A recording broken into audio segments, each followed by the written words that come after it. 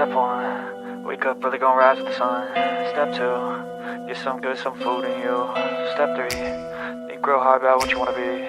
Step 4, everybody just do your thing. Wake up, today's gonna be a good day. Wake up, today's gonna be a good day. Wake up, today's gonna be a good day. Wake up, today's gonna be a good day. Wake up, today's gonna be a good day. Wake up, today's gonna be a good day. Wake up, today's gonna be a good day. Wake up, today's gonna be a good day. Yo, set your affirmations, aspirations. I got shit to do, the aftermath of preparation.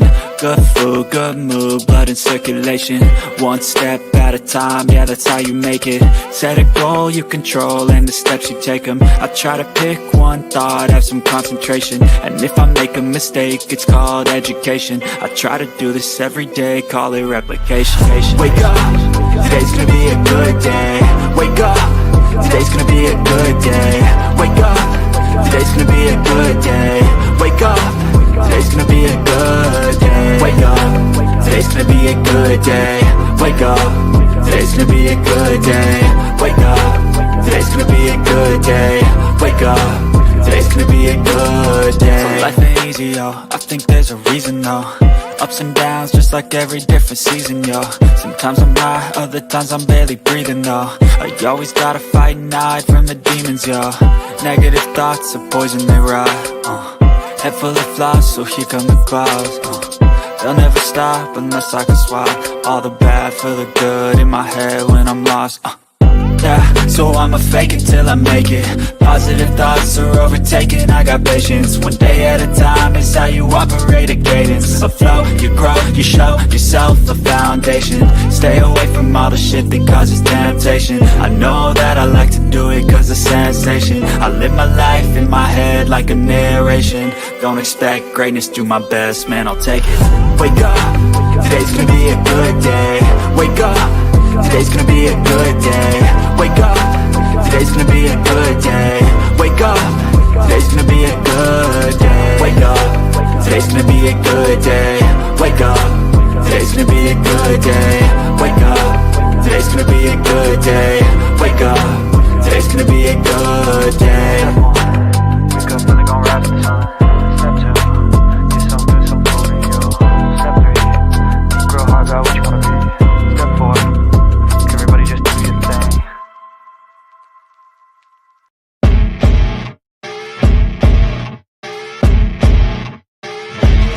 As you wake up in the morning, you want to find the latest, greatest information about criminal cases and have an intuitive conversation about the suspects associated with these cases. Head over to the Bullhorn Betty channel on YouTube.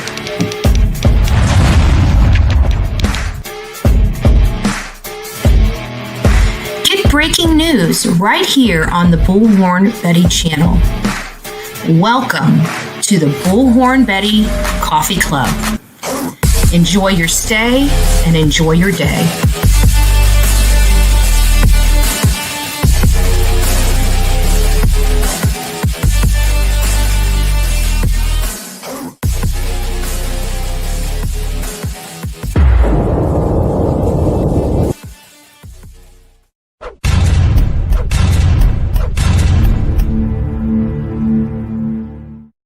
You are who you hang out with. They're not likely you're gonna get too far away from your roommates.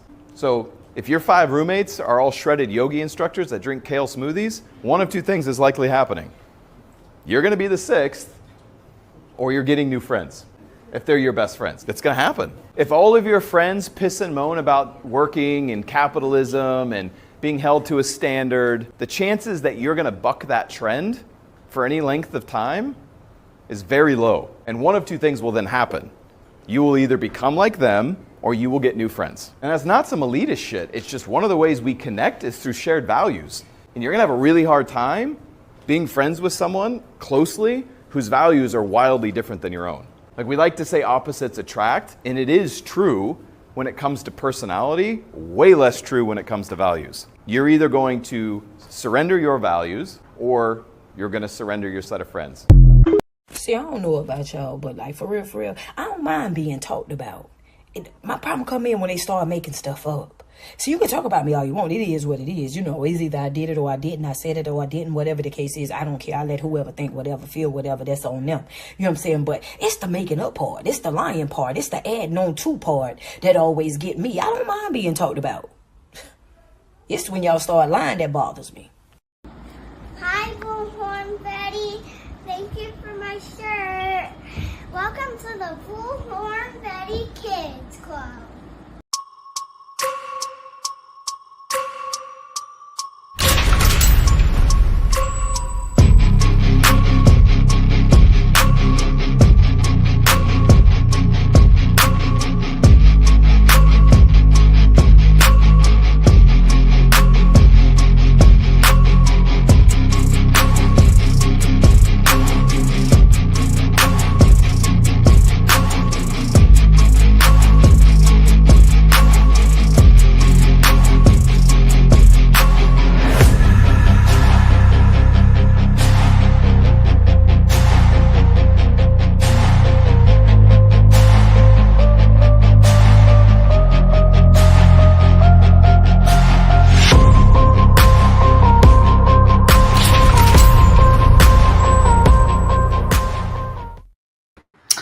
Well, good morning, my beautiful people out there in the ether on YouTube and other social media platforms that will be watching this later. It's nice to see you.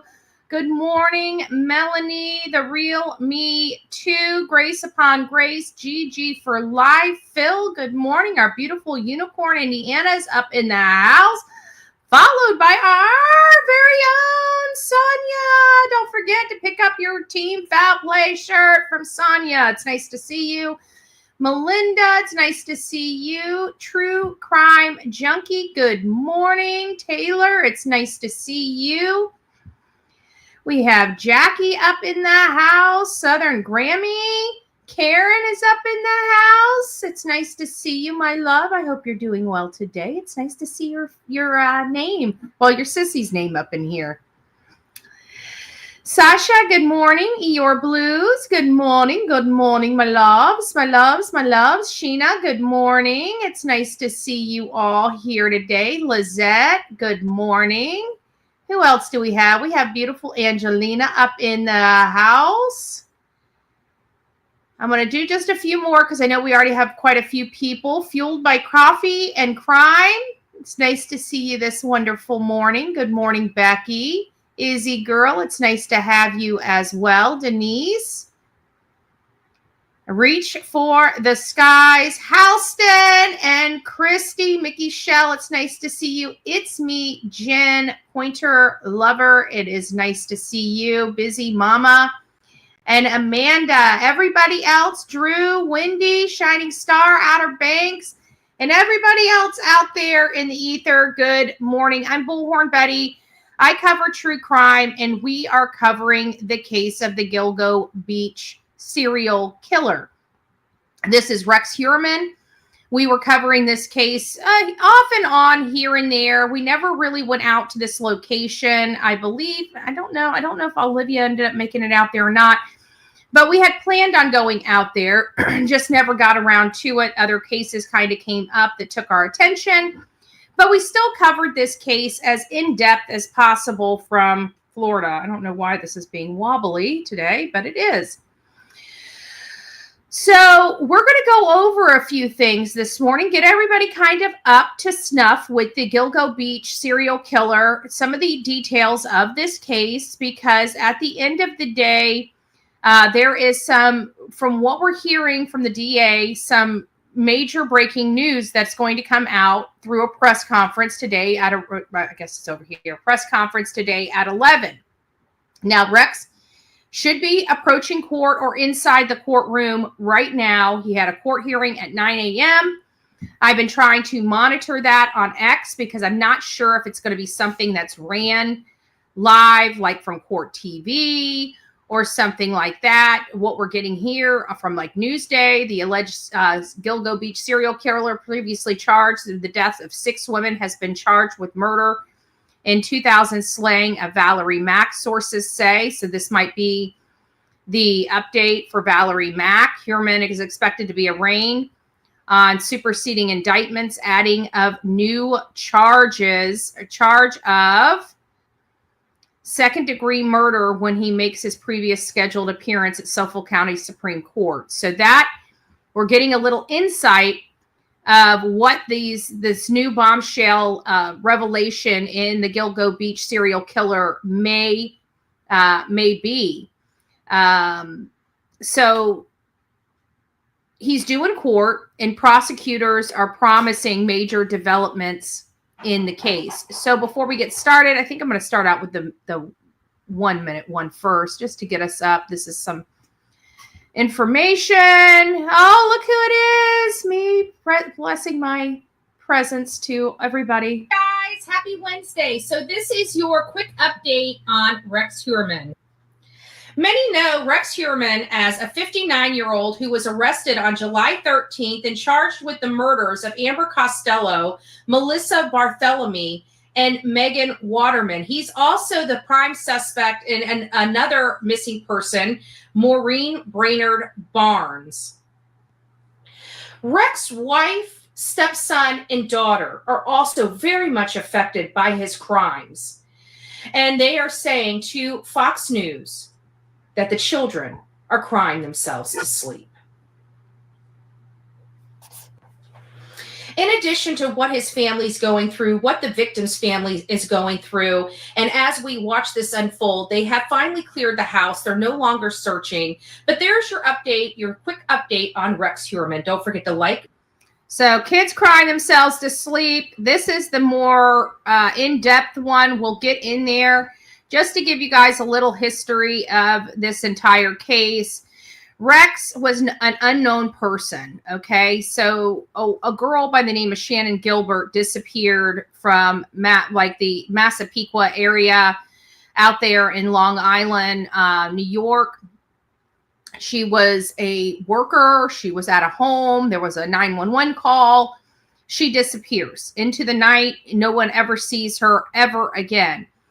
So an officer training his dog and stuff like that said he would go out there and do a training with his dog. And lo and behold, his dog hits on remains. Those remains were on the Gilgo Beach. There were it was one body, then two bodies, then three bodies. Next thing you know, the whole darn beach is being dug up. And I can't remember how many ultimate bodies they pulled out. I think it was like 8, 4, 6, something like that from the beach. And then, they obviously had cherries and peaches that were split apart on different places that they knew in the 90s, late 90s. But these girls, even though that they believed they were unalived in early 2000, something like that, they still, I don't know if they had missing persons for them at the time, but when they did come to light, nobody knew who this could be. And you have to remember, it almost appeared this could be one person or multiple people. Now, 2 people that he was just recently charged with were more gruesome. They weren't staged. They weren't, positioned and whatnot. So it does show that he has this propensity to be a little more gruesome than just the Gilgo 4, right? We've always believed that there was the possibility of 2 serial killers or more serial killers in that area working around the same time, which is bizarre.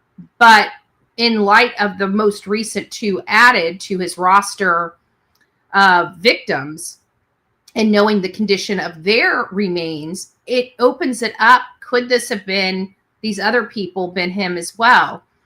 And when you look back on it, and I actually did a study from my audience like a year ago or so, and one of the things that was shocking and might be relevant is though when he was a little more, if he was a little more brutal, he was a lot younger. He's almost 60 years old when he was arrested.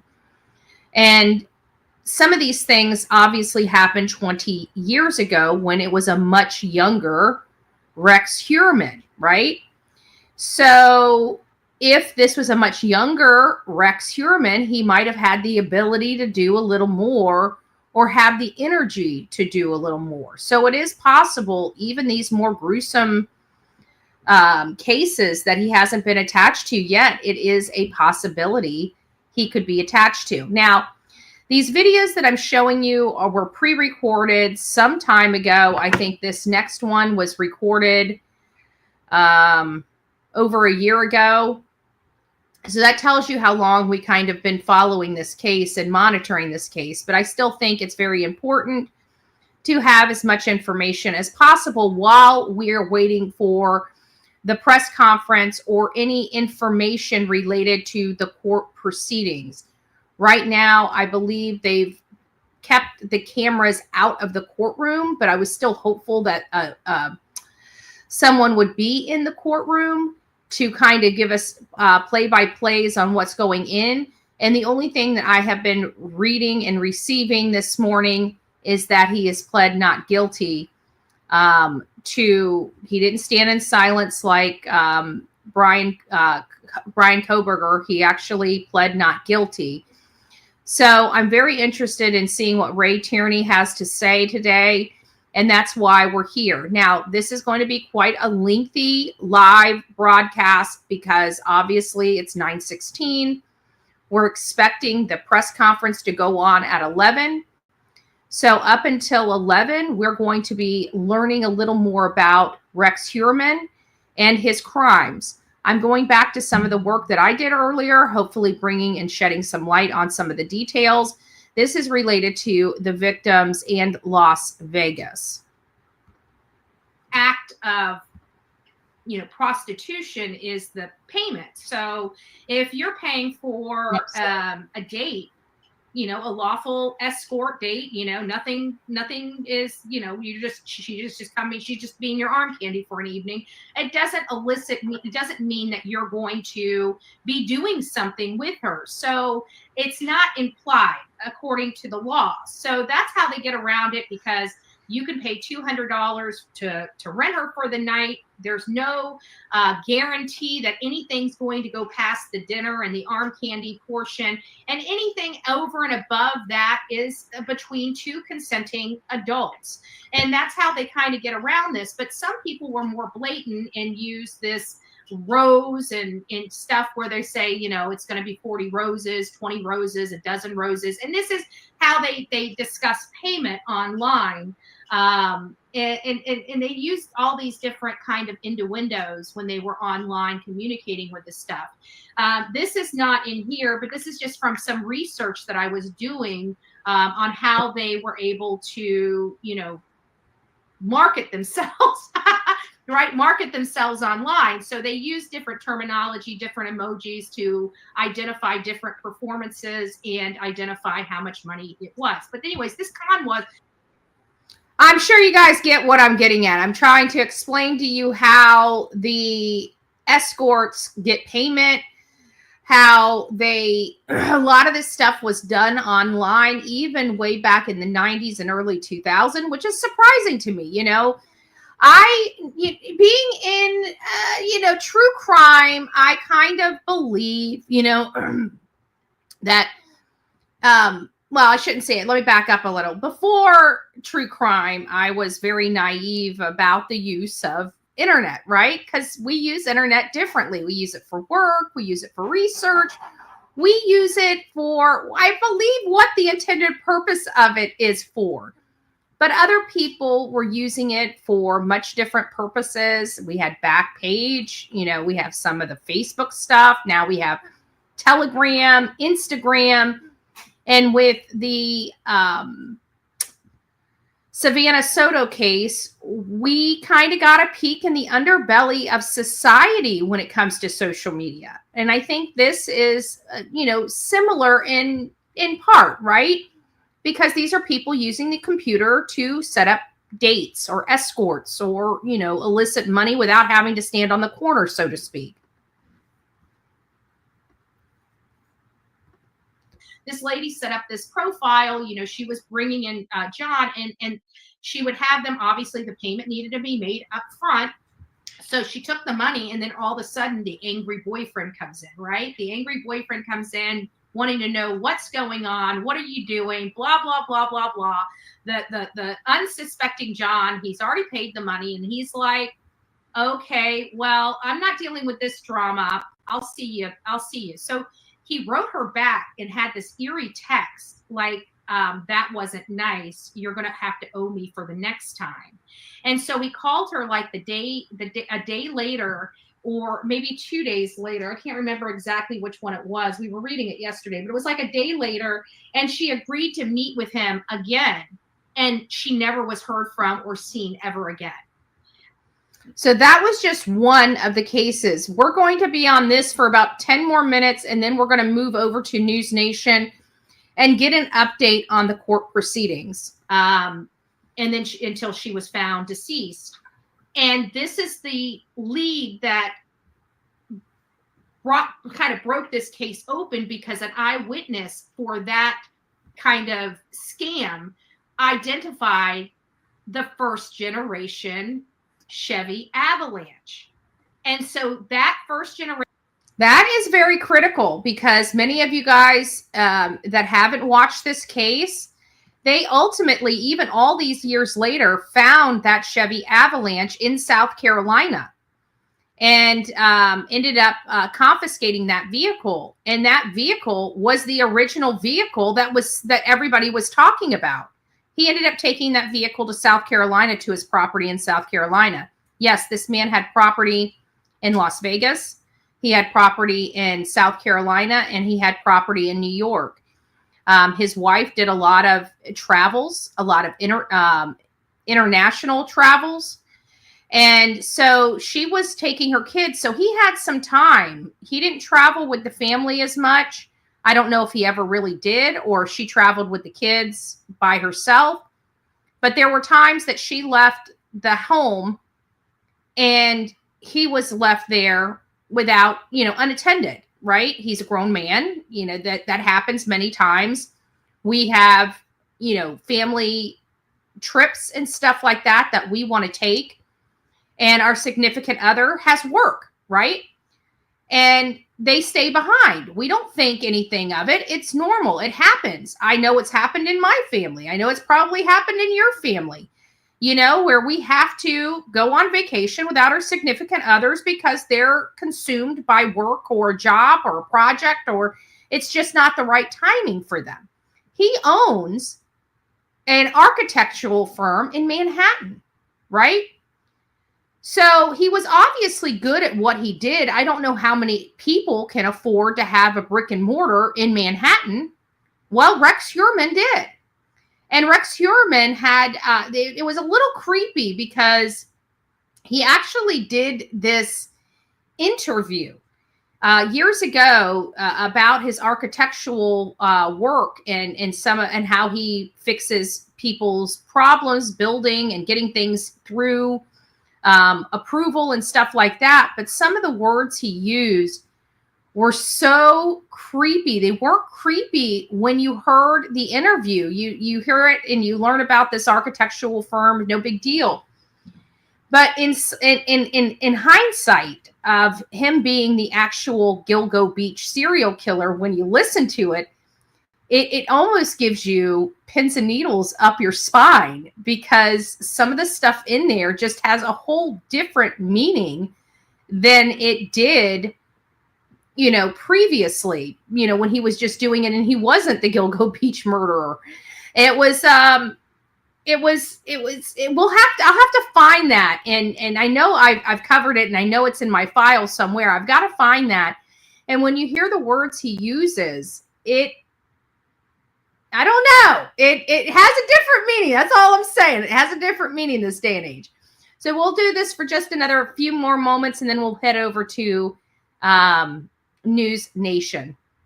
Chevy Avalanche was kind of like the cherry on top. Now they had Rex working in Manhattan, where they believe some of these phone calls were coming from, where some of the people were communicated with to pick up, to go on a date. And they were also very close to Massapequa. It was a lot of information that the person made calls. The phones were traveling between Manhattan and Massapequa.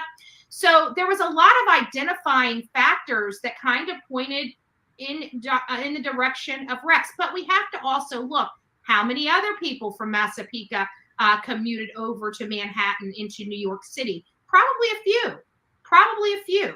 So I don't think that was identifying to them, but it was the car, it was the vehicle, it was that Chevy Avalanche, that first generation Chevy Avalanche, which was apparently the nugget that identified Rex, because now with the data mining, they were able to locate that he works in this area. This is an important area.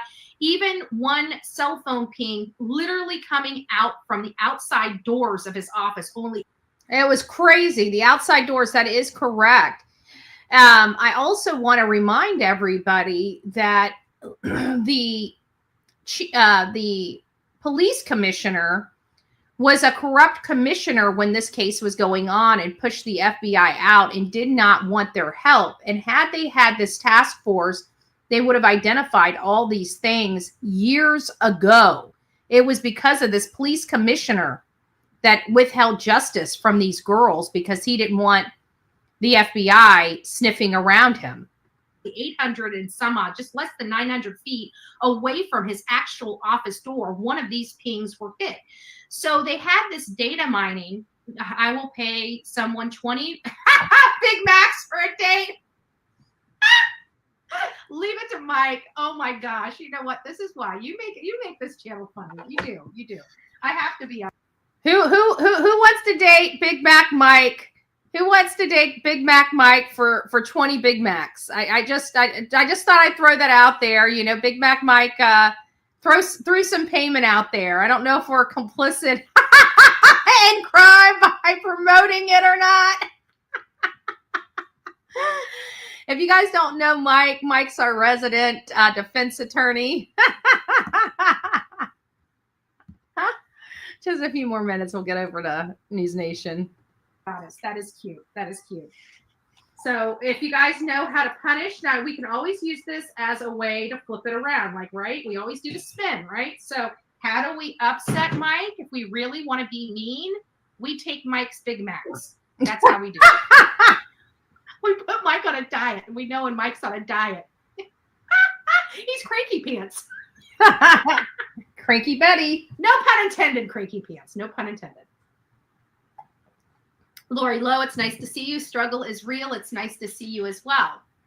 So all these things were important factors. Then you got this truck turn. That was it. Now they've got all of these things hitting and everything looking at Rex. So now they start scoping Rex. They start, probably tailing him. They probably have somebody behind him, watching him, monitoring him. And that is true. They did. And if you hear how they were talking about it, they basically stated that they jumped into action and went ahead and arrested him. It sounds like he had already made another mark. And this is just, when he got arrested, because they said they could not wait any longer, that they had to go ahead and move, that they had to arrest him. And they didn't really explain what was the urgency. No, I haven't. It's me, Jen. I haven't seen Mab in a while. He pops in here once in a while anymore, but no, I haven't, hun. Let me know if anything's going on in his world. Yeah, I know we don't speak very often, but I love him and his wife. So getting back to Rex, it was something that they said in the way they said it that made me feel like he was on the hunt again. He was prowling again, that he was about to make moves related to another victim, because I truly believe that that's why they jumped into action when they did. He was on the phone. So let's get back to this, just a couple more minutes, and then we'll get over to News Nation and see what they have to say. You know, there were some things that made them decide to move forward with his arrest when they did. And I think what it is that he was getting ready to target somebody else. I think he was starting to use his phones. I don't think he ever stopped killing. I really don't. I don't think that. And that's scary.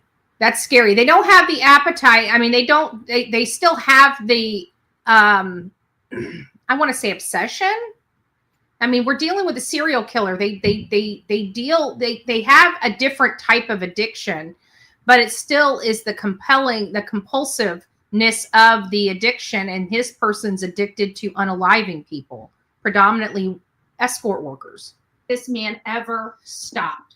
And that's what's so terrifying, because all the stuff that we're looking at right now, even these new cases that I'm about to present to all of you about the new people that are most likely his victims, but he hasn't been linked to them yet. It's between him and another person, and the other person is deceased, and we're going to go over that as well.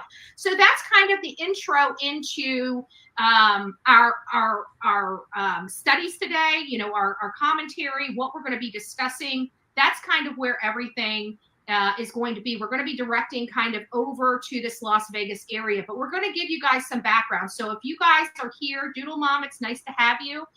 There have to be so many more victims. You are not lying. And that's the most terrifying. And not only that, but a lot of people, I have to be honest with you, before we get over to the language of letting go, I'm just going to break this down. Oh, the language of letting go. While we wait for News Nation to come up, I do actually have, I forgot we were going to read it this morning. So everybody that's here, the language of letting go, it just helps us put life into perspective for a lot of us. This is a book for codependency. Codependency manifests in multiple ways, from unhealthy relationships to substance abuse, alcohol abuse, and many other types of abuses, including abuse, you know. Take another look at your world. Oh, the glory of the ordinary. I wake up, roll over, look out the sliding glass door at the rising sun over the distant layers of hills. Today will be a day of errands.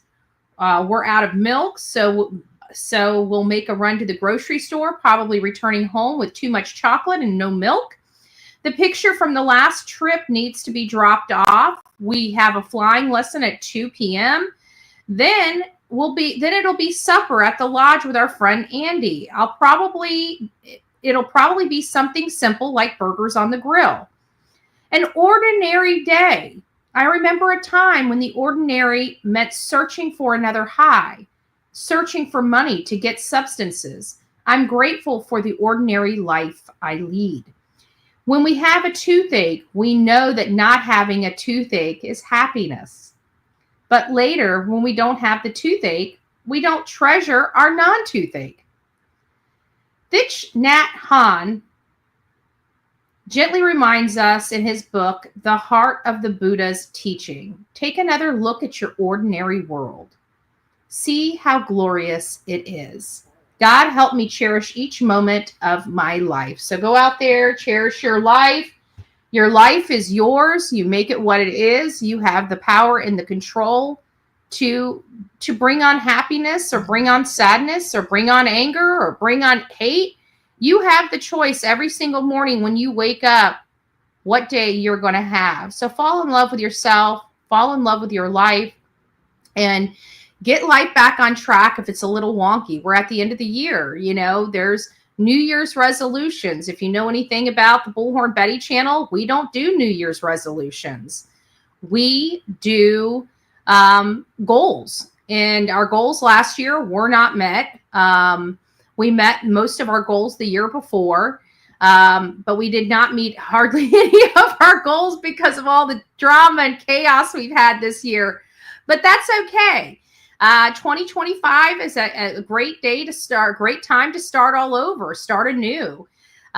You know, I was talking to a friend about Dylan Thomas, right? I learned about Dylan Thomas in Dangerous Minds, you know, with Michelle Pfeiffer. And it was the Dylan contest, right? And so many people talk about going into the dark, what is it, the night? But there's another verse that they said is that you have every day, or you have second chances. It's called tomorrow, right? We all have second chances, and it is tomorrow. So just remember, our second chances, every morning we wake up, we get a second chance at life. So take it for what you will. I'm still monitoring News Nation. They haven't come live yet. It seems like everybody's testing their system. So we'll keep going until we hear them go live. Down for you. There are a lot of people, whether people like me or hate me, the bottom line is people do watch me, whether they're subscribers or not. I've got analytics to show how many of the same subscribers or same unsubscribed people come back here. There's certain analytics behind the scenes that you can get, and there's programs you can purchase to monitor those analytics. And so it's a little crazy for me, because when it comes, let me back up just a tad bit. When it comes to this particular case, you can, wherever he is, obviously we know that his phone is following him. We have burner phones that are following him. We have victims' phones that are following him. All of these things are logged in. And I don't remember where I was going with my analytics behind the scenes, but we will get back to it. My brain just went blank because I looked over here and I saw this. But we've got all of this. We're going to give you guys background on where we came to this. But when it comes to Rex, I don't believe, I'm right along with everybody else. I believe that there's more victims. All these things happened back in 2003 to a 2010 area, potentially. And the reason why I say that is that's when he purchased his 2 properties out in Las Vegas. He's already sold one. He appears to maintain ownership or timeshare.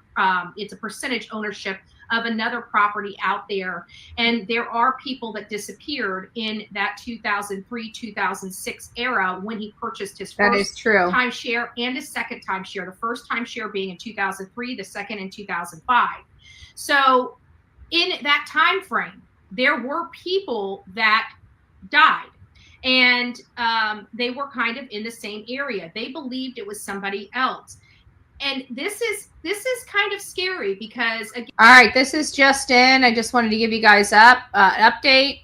This is from World News Tonight. Accused Gilgo Beach serial killer Rex Heuermann is being charged with the 7th murder. The November 2000 death of Valerie Mack, law enforcement's told ABC News. So it sounds like Valerie Mack, which is what we heard, to be true earlier. And here we go. The Mack family did everything in their power to make law enforcement file a missing person report. However, the system failed them. Rex has now been charged with the murder of Valerie Mack. May she rest in peace. There she is. Right there, a bunch of, information. Accused Gilgo Beach serial killer Rex Heuermann will be charged with the 7th murder. So we're up to 7 murders. This is for Valerie Mack. We'll do a live on Valerie Mack here shortly, just to let you guys know. But it sounds like Valerie Mack is now the 7th victim that's being charged in connection with Rex Heuermann, which is who we now know as the Gilgo Beach or Long Island serial killer. He used a lot of girls that, now I do want to put the caveat, not every woman he was with or he ordered or he paid did he unalive. I'm not sure how he picked the women that he chose to unalive. But it sounds like other women, because we covered this case back then, it sounds like other women actually had relations with him and weren't fearful of him, which is quite interesting. So we're still waiting. We have nothing going on. I've got two sources that are going to be giving us our commentary once it starts. Again, we can see where he's kind of traveled in the eyes of the public. That means through social media. We have literally no way of telling where this man was. But what does scare me is that there are reports coming out that he got a hunting license in Alaska, which means that he would have had to, he would have visited Alaska. Now that gives me another reason to pause, because nobody's searching. Think about it. These places this man visited, it's like finding a needle in the haystack if somebody went missing. Las Vegas, New York, Alaska. Nobody's even looking in Alaska for victims, but he had a hunting license in Alaska. And I can guarantee if he was away from his family and in a place where he could hunt, he probably would, especially in Alaska that has a lot of nooks and crannies. So now I'm so concerned as to how many more victims are in Alaska. And this whole Alaska trip has me concerned because it's a desolate area. There's probably some place that he went or ran into someone or befriended someone, you know, him being a tourist. The people, you know, are just naturally helpful if you think about it. Thank you so much. So let me just go up. I'm going to take a few moments before we dive into the language of letting go. Hopefully I will collect my thoughts on what. Before we get into that, I want to get over here to this 5-minute, it's actually a 4-minute little video here that we did. I'm going to do this one real quick because these are about the newest updates prior to Valerie Mack. Hey guys, there's an update on Rex Heuermann. As you notice behind me, it says it's no longer Gilgo 4, it's the Gilgo 6. And now we're going to be changing it to the Gilgo 7. He's the one that's the serial, unaliver, the serial killer of Gilgo Beach. He has been charged with 6 homicides at the present moment. And so there's all the people right there. We have Maureen Brainerd Barnes, which was the 4th of the Gilgo 4. Melissa Bartholomew, Megan Waterman, Amber Castillo, and then 2 were added. And these were the ones where he was a little more gruesome. And that was Sandra Castillo and Jessica Taylor. And now Valerie Mack has been added to this roster of women that obviously had problems in their life. They, went down a dangerous road, and this is their fate. And it's hard to believe that all these beautiful women are gone for forever and never have a chance to fix things. Some of these women were just trying to make money to pay for lodging and just pay for, stuff to take care of their children. So it's hard. And what we're finding out is that the lawyers want separate hearings for all of them. Pretty interesting. So I wanted to read this to you. The attorney for Gilgo Beach serial killer suspect Rex Heuermann said he wants the cases against his client to be tried separately. Heuermann, charged with 6 murders, including the so-called Gilgo 4, if you noticed my thumbnail says Gilgo 6 now, appeared in court recently for a status hearing before State Supreme Court Justice. So this is why we are now at Gilgo 6. Timothy Mazie, as Radar Online previously reported. So there you guys have that. And let's get back over to this one. And then I'm going to monitor because we're getting very close to time now. Why I was talking about something else and I had completely lost my thought on it because I got distracted. So hopefully I'll come back to that thought, or it will reemerge throughout the additional discussions here. So let me just see if we have any kind of questions that I might have glossed over or didn't look at. I'm really trying to get a little bit better because sometimes I just ramble on here because there's so much information to get out. That wasn't your fault, Betty. I appreciate you staying and playing it. Yeah. Betty, you buy a Mega Million ticket, $1.25 billion here on Friday. Is the Mega Million ticket, is that associated with Florida? I don't really gamble. I don't really do scratch offs either. I don't know. I mean, I used to, but I actually was semi-successful at scratch offs. But I always believe I spent more. I always spend more money than I make. Rex is so normal. I find it hard to believe he is the guy.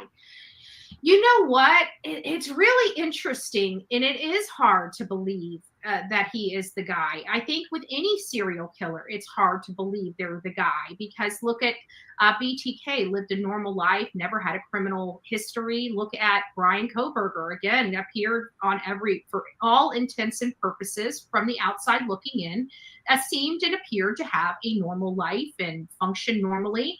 So this is kind of the makeup, in my opinion, of the serial killer. And I think Carrie Rawson says it best. She's like, you know, the reason why these cases go unsolved for so long is because they're looking for the criminal. They're looking for somebody with the criminal record instead of the normal family man that can coexist among us and walk among us and can have a normal life and maintain and hold full-time jobs while maintaining this second and secret lifestyle.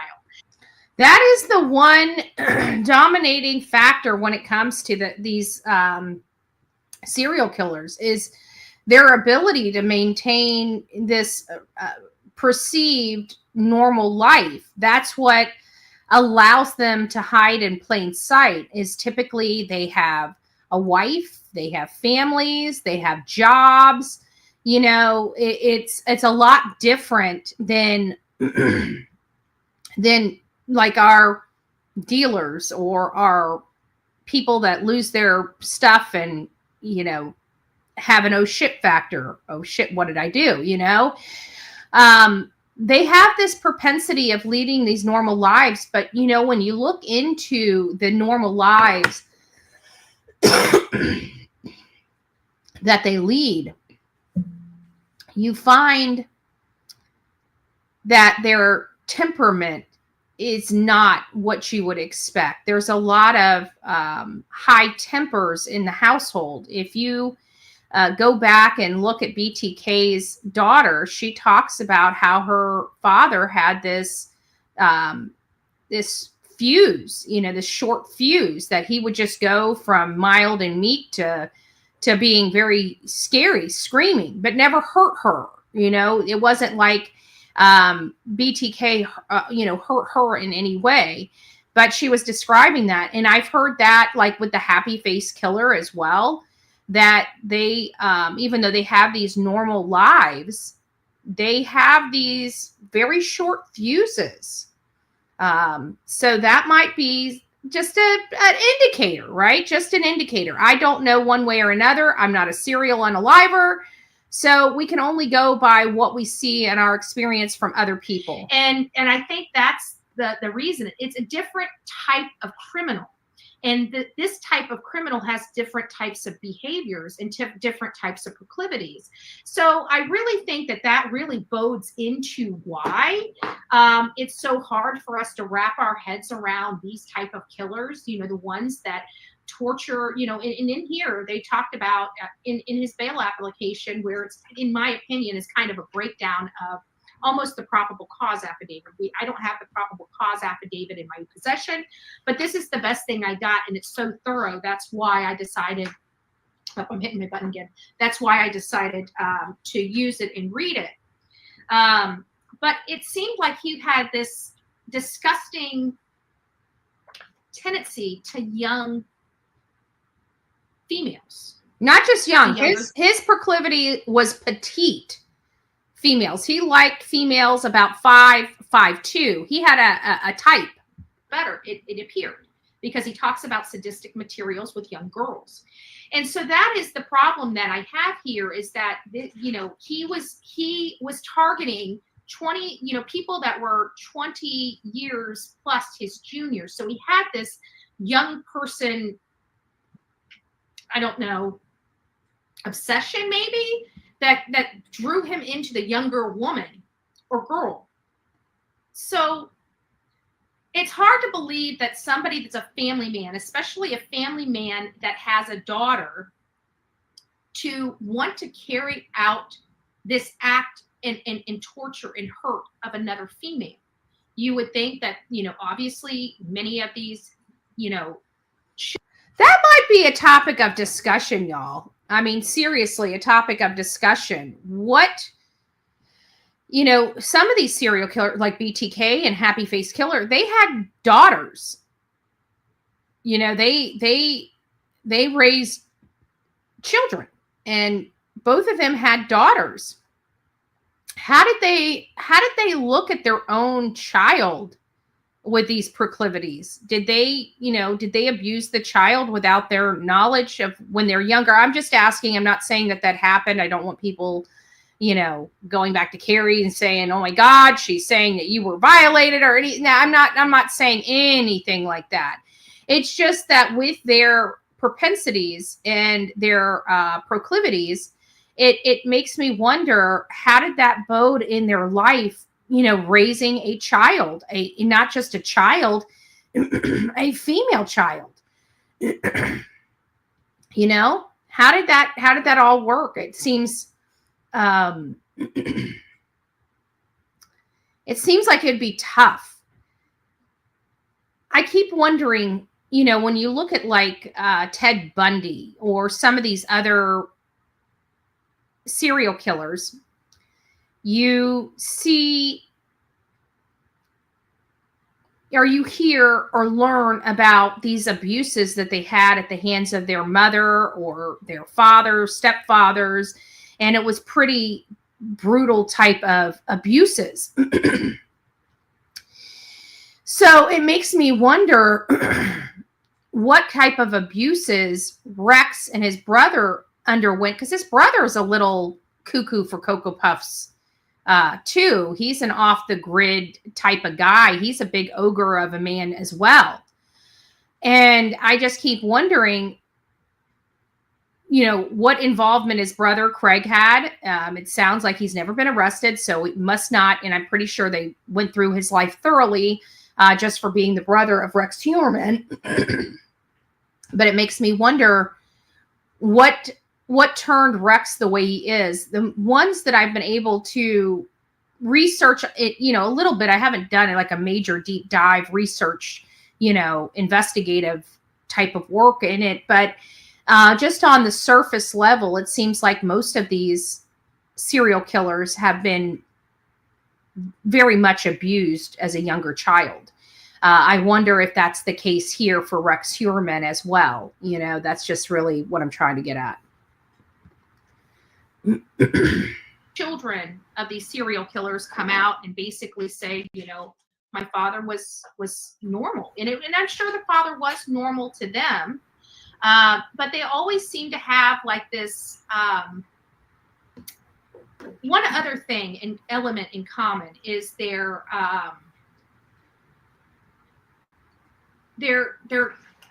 like knee jerk and like they'll throw violent fits, almost like rage, right? It's like 0 to 60, and I can't remember.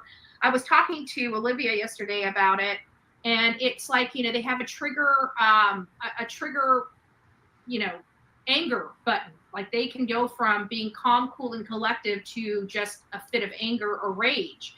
And so that was what was kind of described by Carrie. And we haven't talked to the children, obviously, the family, Rex's wife, his stepson and daughter, they do want some privacy. Oh, well, good morning, all the way from Sweden. It's nice to have you. God bless you. God bless you. And so, they're victims as well, and they're wanting their privacy. I mean, I can't imagine. Let's just put ourselves into this, and then I'm going to go to the language of letting go, and then we'll get back to the meat and potatoes of this. But we're going to get past when you're living a life, and even if you're, okay, we're going to get past that. We're just going to go over a few articles, and then we're going to kind of dovetail right back into Las Vegas and talking about the Las Vegas cases. Let me just give a poll real quick while we're in chat right now, waiting for this press conference to start. Let's chat real quick. How many people? I want a rough number of how many people. We're up to seven 7 people that he's now being charged with, if that's what Ray's going to be telling us today, is that this is going to be a charge for a 7th person, Valerie Mack. If that is, actually, let's just give some history on Valerie Mack. Hold on a second.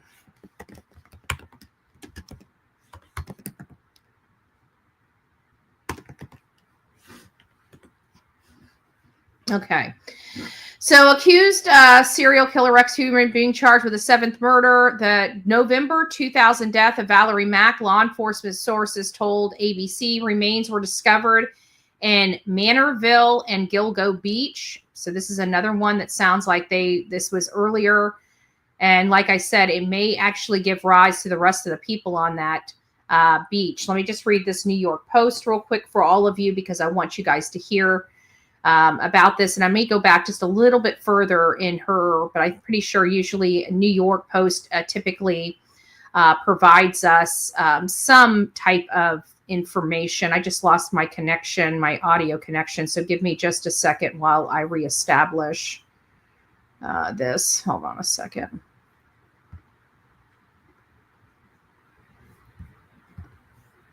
It does that to me. It just drops because I'm running in 1080. Okay. Okay, there we go.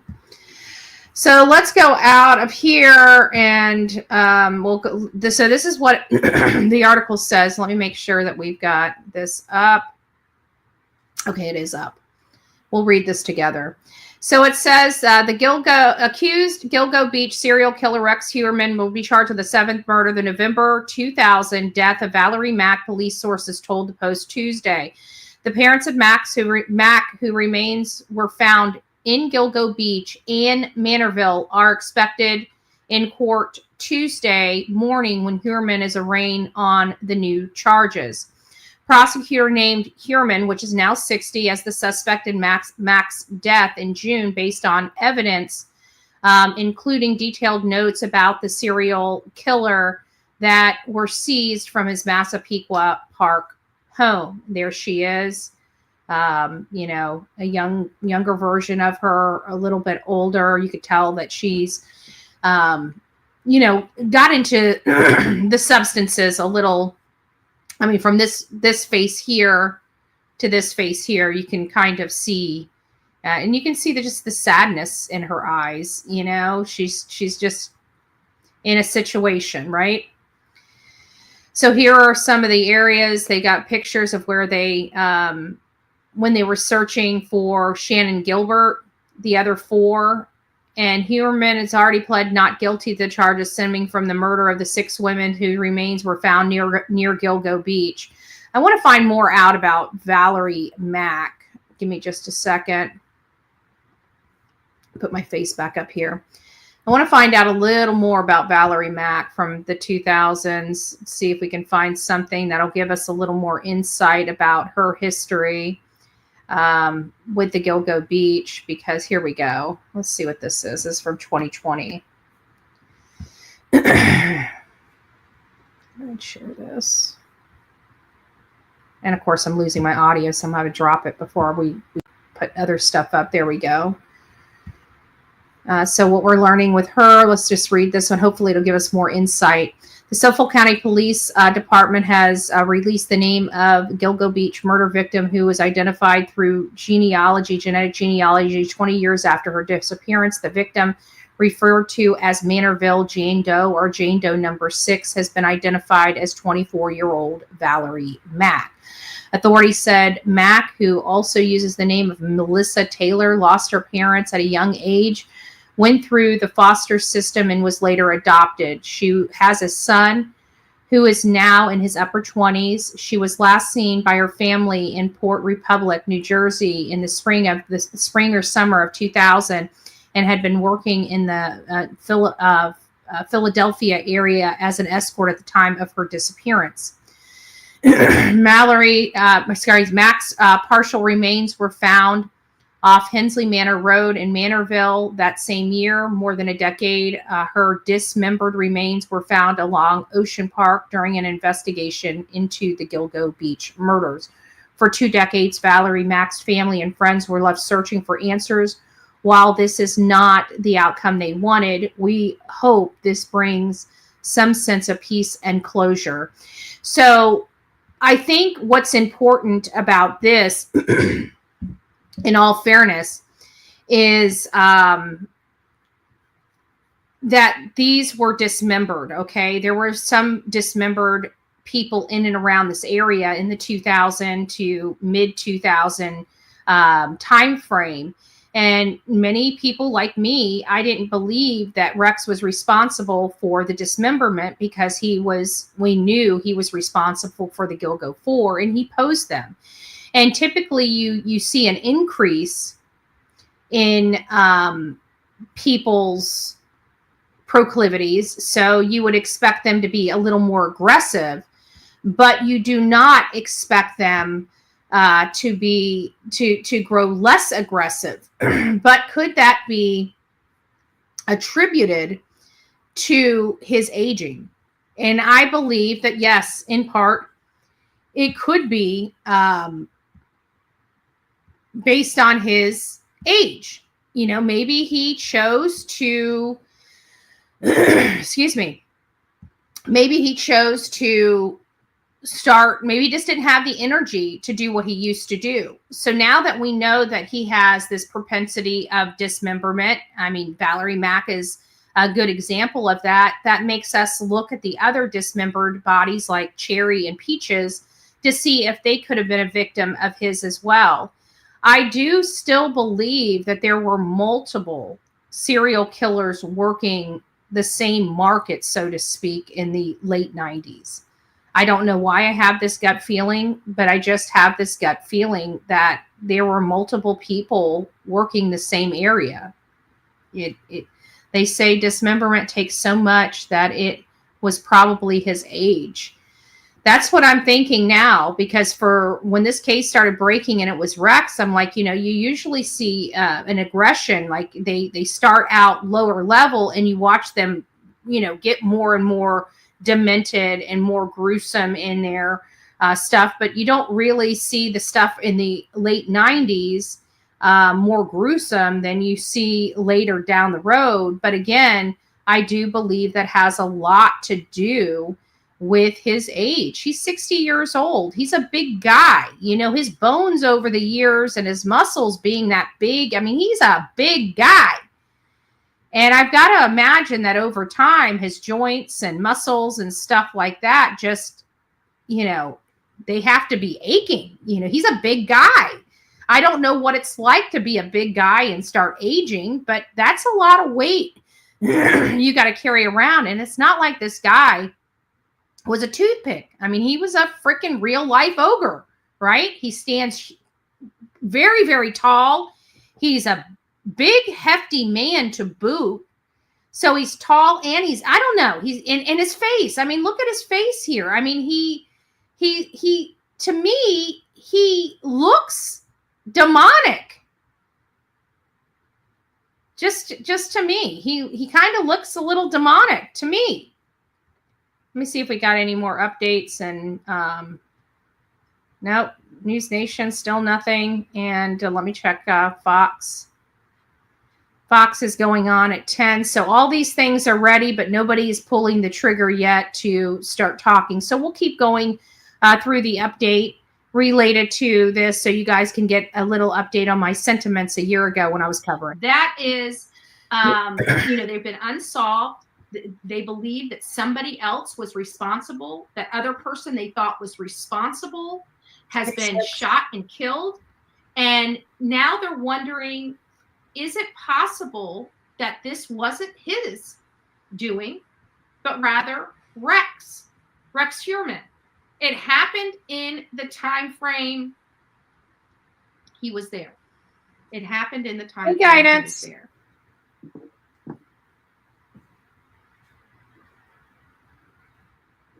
So as we look at some of this stuff, just to kind of give you guys a little bit of a background on Rex Heuermann, we're just going to go through this. Now, this came out July 22nd. So this was, you know, in the last 2 weeks. And it just kind of breaks down. And it says Rex Heuermann, the Gilgo Beach serial killer hired petite women who looked like his alleged victims and made them do menial tasks. So the Gilgo Beach serial killer suspect hired petite women who looked like his victims at his architectural firm. A former employee has claimed the former staff who identified himself as Eric alleged that Rex would assign women at the workplace to perform menial tasks like making coffee and moving his car. He claimed that the 59-year-old murder suspect, who was 6 feet 4 inches tall, would make fun of them in the workplace, that he had a fascination with them. Heuermann was arrested on July 14th in the murders of 3 women, Melissa Barthelemy, Megan Waterman, and Amber Costello, more than 10 years ago. According to the former staffer, Heuermann had a pattern of hiring women who fit the description of victims associated with the Long Island serial killer. These women typically had thin builds and stood 4'11" to 5 feet tall. It was almost like he had a fascination with those girls that he worked with, Eric. I wanted to let you know that I find this a little odd, is that, you know, our beloved Court TV and Law and Crime, even though this was a scheduled, press conference, I see nothing on their channels related to Gilgo Beach, and they're usually the ones that have been running the stories on this. So it looks like we're beholden to Fox and News Nation. Oh, the struggle is real. It's nice to see you, my love. For our commentary, everything was supposed to start by 10. It hasn't started yet, so I'm monitoring the back channels. But while we're monitoring the back channels, we're going to be using some old footage that I created to cover this particular case of the Gilgo Beach serial killer and the detailed information about the Gilgo 4, which is now the Gilgo 7 as of today. Valerie Mack has been added to the ever-growing roster of victims of Rex Heuermann, which is known, a.k.a. Gilgo Beach serial killer, a.k.a. Long Island serial killer. Said Eric claimed that Heuermann, 59, was often very demeaning to women, not very nice to the female employees he employed, and assigned them mundane jobs like delivering him coffee or moving his car. The former staffer further revealed that Heuermann used to boast about his firearms, even instructing a staff member to extensively research New York City strip club for months, although the person didn't know why. Good morning. Wow, so he was looking for New York strip clubs, that he had somebody doing legwork for him. Holy crap. And that's if this is true. This is only alleging an Eric, which Eric is a common name. There's no history behind this, or whether or not the person of this article corroborated the information or corroborated whether this person truly worked at that office. These are things that are lacking in this article as to, I'd like to see them say, he worked in from this to this, but they're not, that's not here. They're just saying that this ex-employee came forward, and we know how ex-employees come forward and, whatnot, especially if they feel that they were wronged at an employment office or wronged at their job or wronged wherever, they have a different opinion, right? So it's just one of those things. We don't know if this is true, but this sounds interesting, and it does sound like a promising lead of, at least for the behavioral aspect of Rex Heuermann. So Eric said Eric, who had worked with Heuermann intermittently since the 1990s, provided evidence. Oh, there it is. I agree with your statement, Megan Els. I agree with your statement. I'm not really pleased that the wife, signed a $1 million Peacock deal.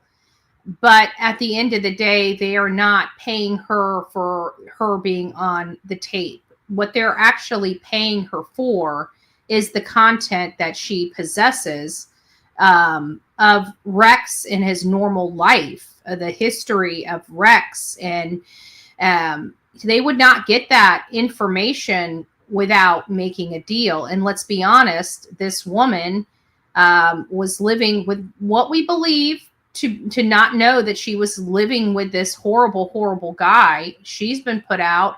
They just they're selling their house. She had to divorce the guy.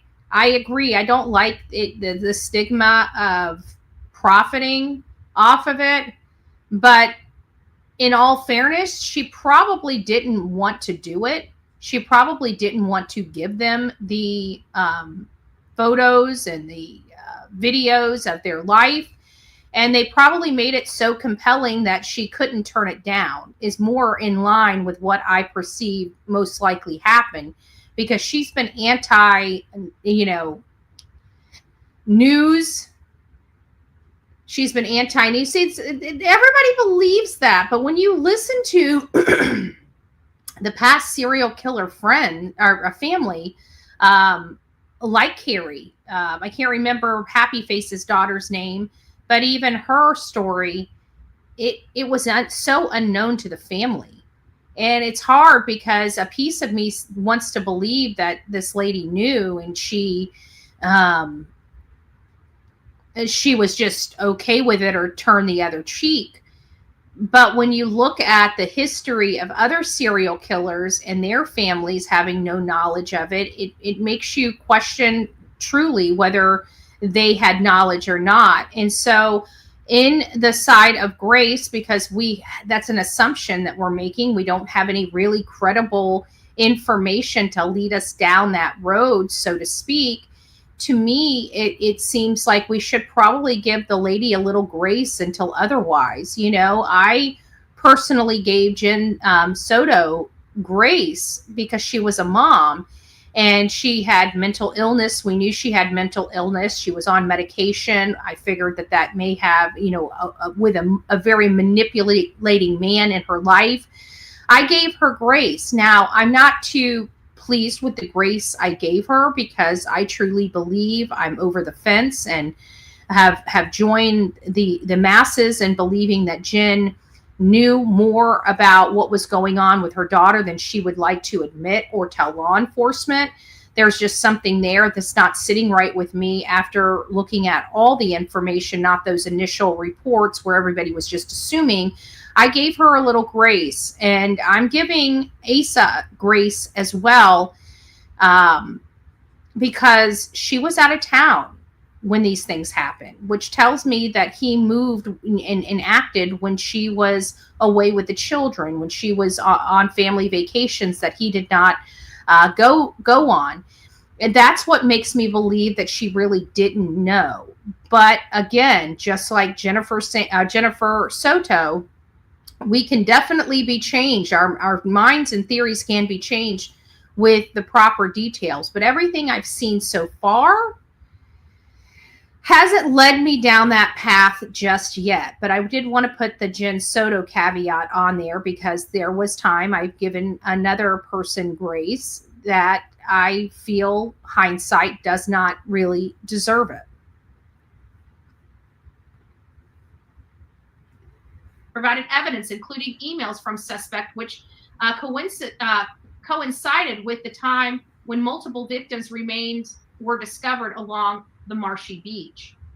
In an email dated March 25th, 2011, which was just days before Jessica Taylor's partial remains were discovered along Ocean Parkway, Heuermann stated, "I'm at home sick." So he was watching this very closely. And as many of you know, the toddler, as well as her mother, was kind of in separate areas along that beach, which was really sad. But they did find the partial remains of Jessica Taylor. And again, the baby has never been named, and we don't know what happened to that child. And the child bothers me. I mean, all of this bothers me. I won't lie to you. All of this bothers me. I feel bad for the victims. I feel bad for the people that work in this type of profession. For whatever reason they choose to work in this type of profession, I feel bad for them, because they truly are, they're easy prey, especially for somebody like Rex. And there are many of them walking amongst us.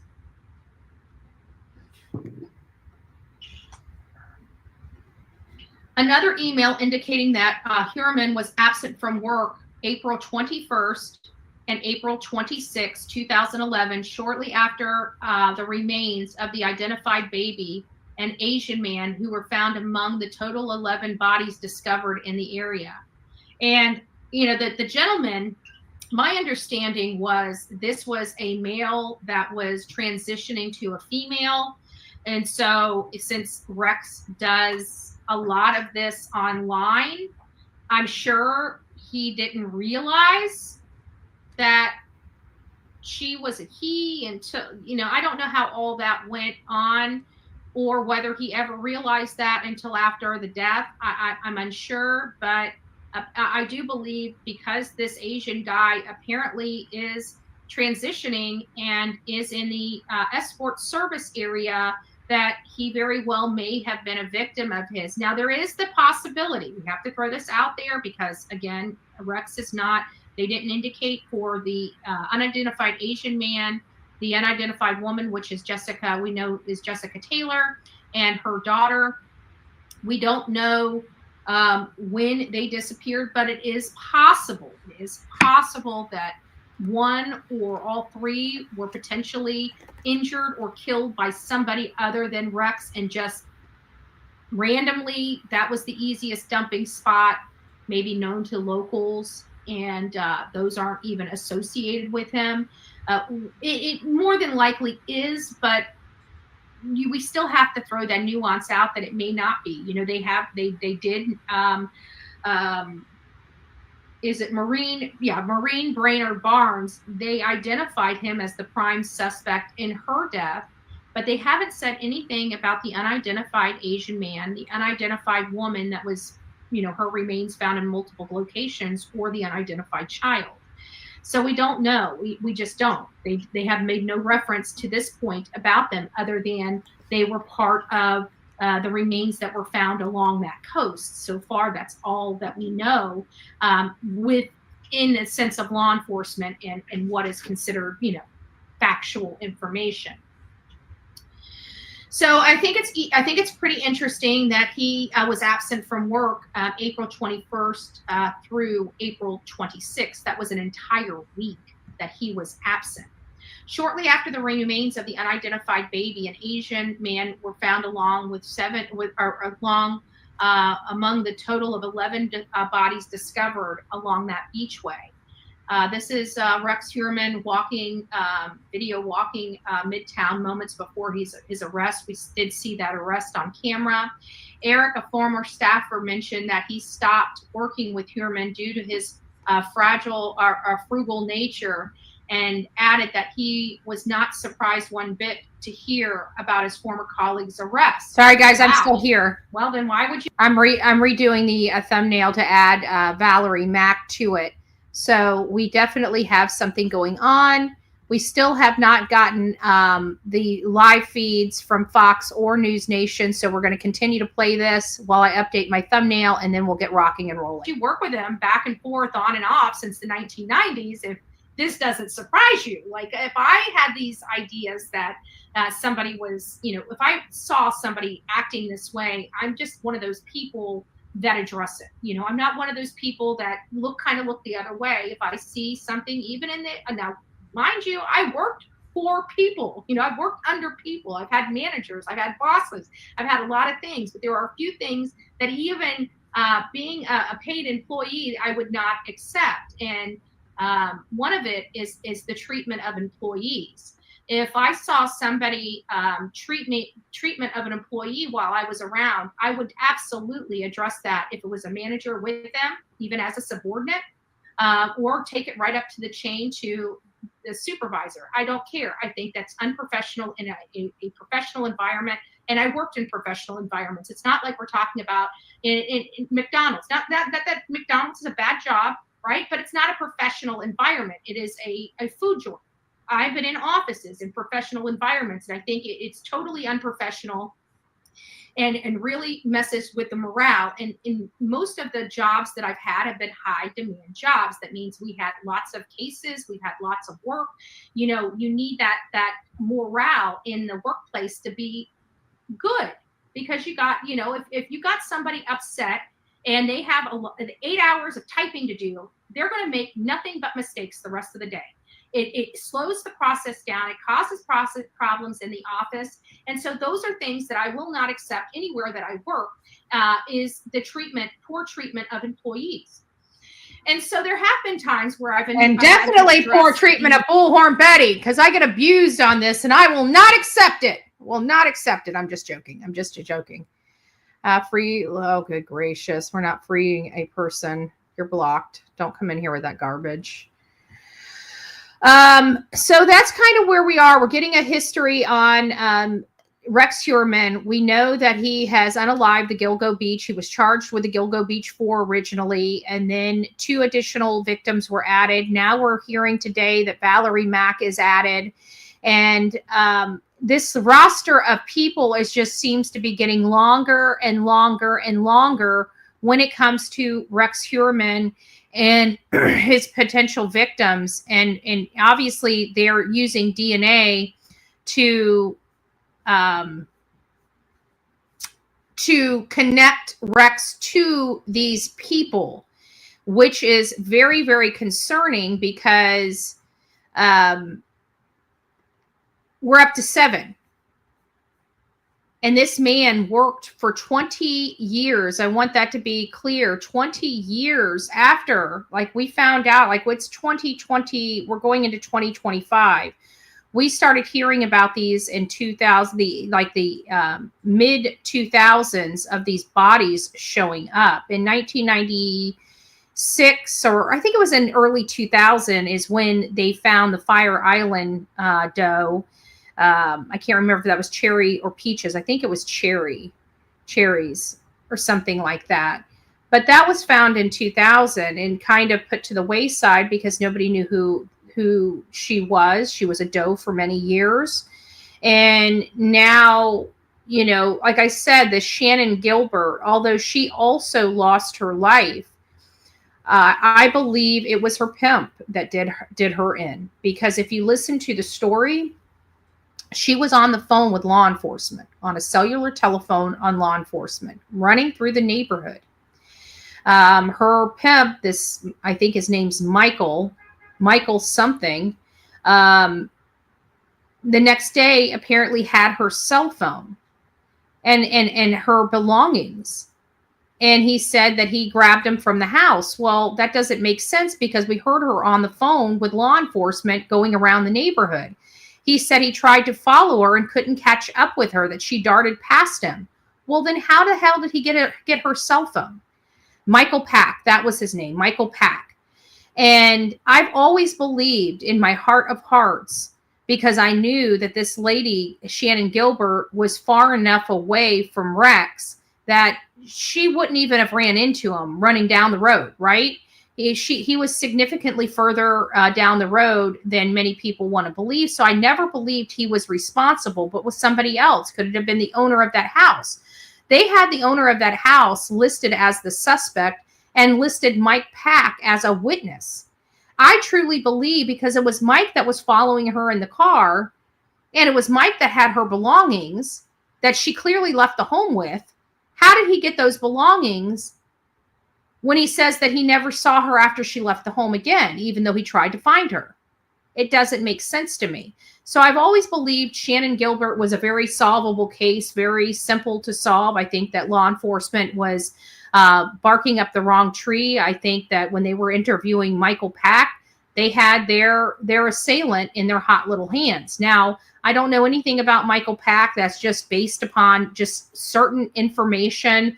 It's not that I'm saying that conclusively. It's just my opinion based upon what I remember hearing way back then. And that's kind of where we're at when it comes to Shannon Gilbert. These types of things, and would always do it. But one thing I would not do, if the correction was not fixed, I would not support it nor work there. Period. I can tell you that in my correction, I handle things very professionally. I mean, that's despite what people think. I'm a very professional person, especially in adversary. I'm calm, cool, cool as a cucumber, level-headed. That was a year ago, folks. I just wanted to remind you that this was a year ago. I'm not so kind or professional this day and age after 3 years of being a battering ram. I am a little more short fused than I once was, right? I always tried to take the path of least resistance, be the now I just don't give a crap like that. Like now I'm owning it. Like this is my channel. You don't like how I roll it, get the F out. You know, I really don't care about your opinion of me. If you want to talk about the case, that's fine. If you have something to add, that's fine. If all you're over here to do is complain and moan and groan about this, that, or the other, this ain't the channel for you. I'm gonna hurt your feelings. You're gonna hate Bullhorn Betty. You're gonna go home crying and kicking and screaming because I have offended you. Okay, offending Betty, right? We have a new Betty. I offend people, right? Because I don't have time for the nonsense anymore.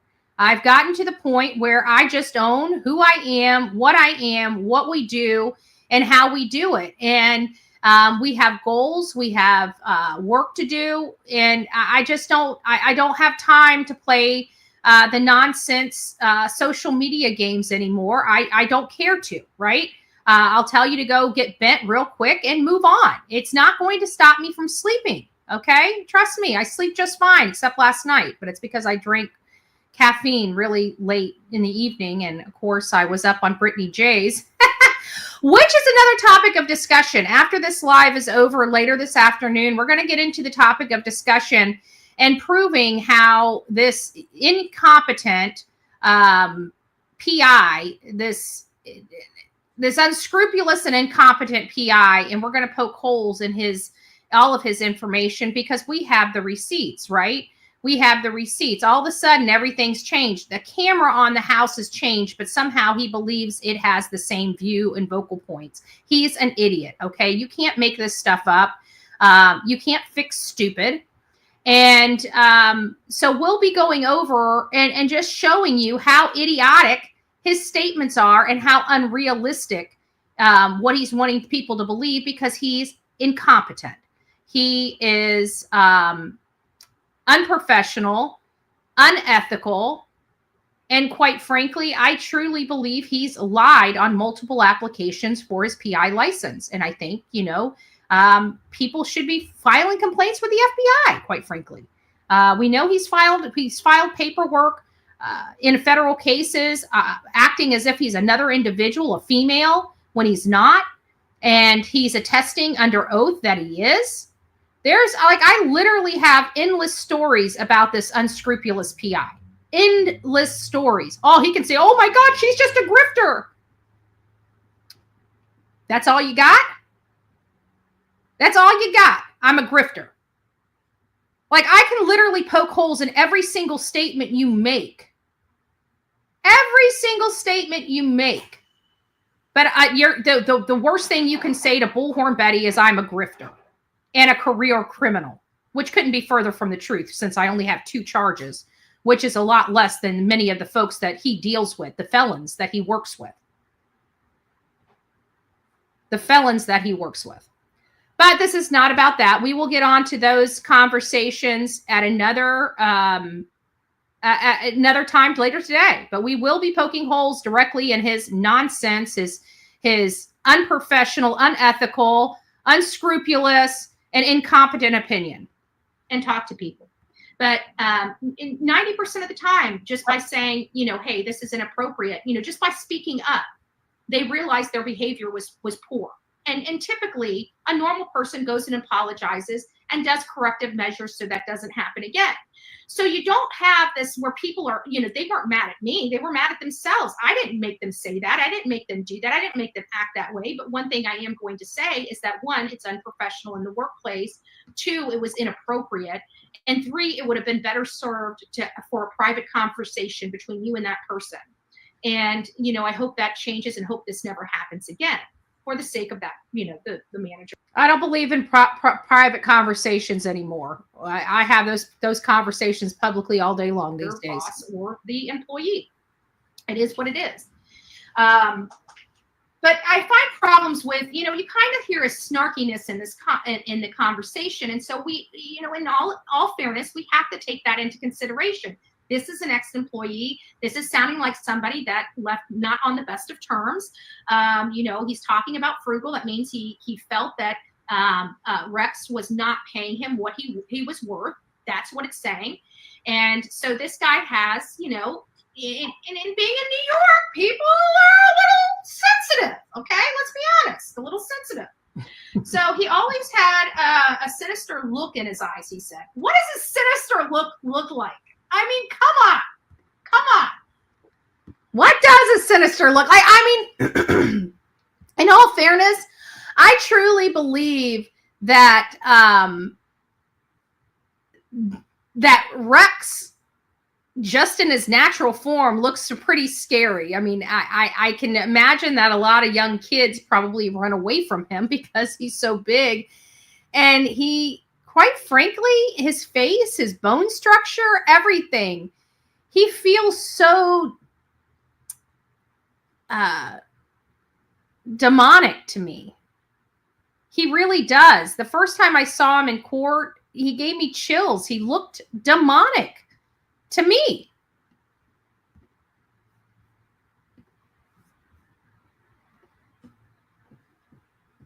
Yes, rude. If you're going to be disorderly and disrespectful to outlaw, this is politely.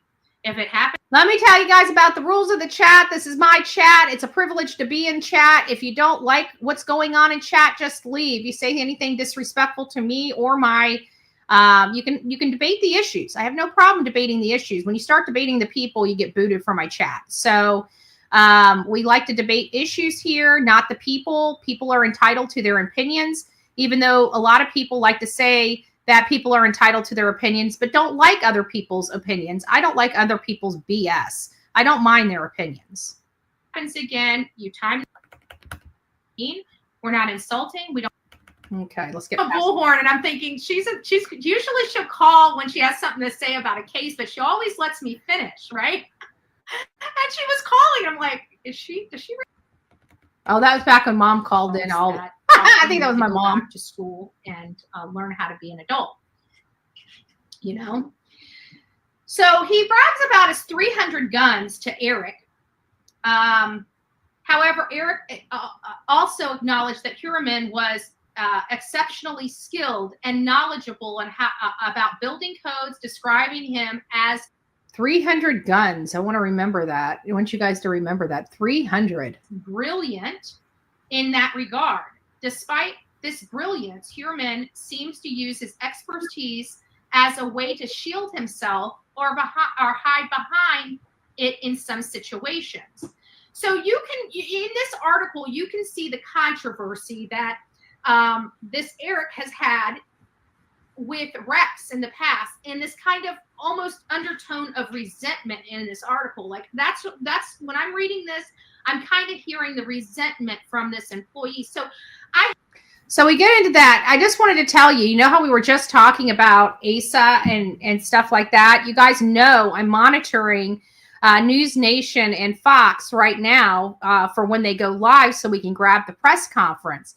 Well, the issue is people are in there commentating, and somebody just posted the wife needs to be arrested.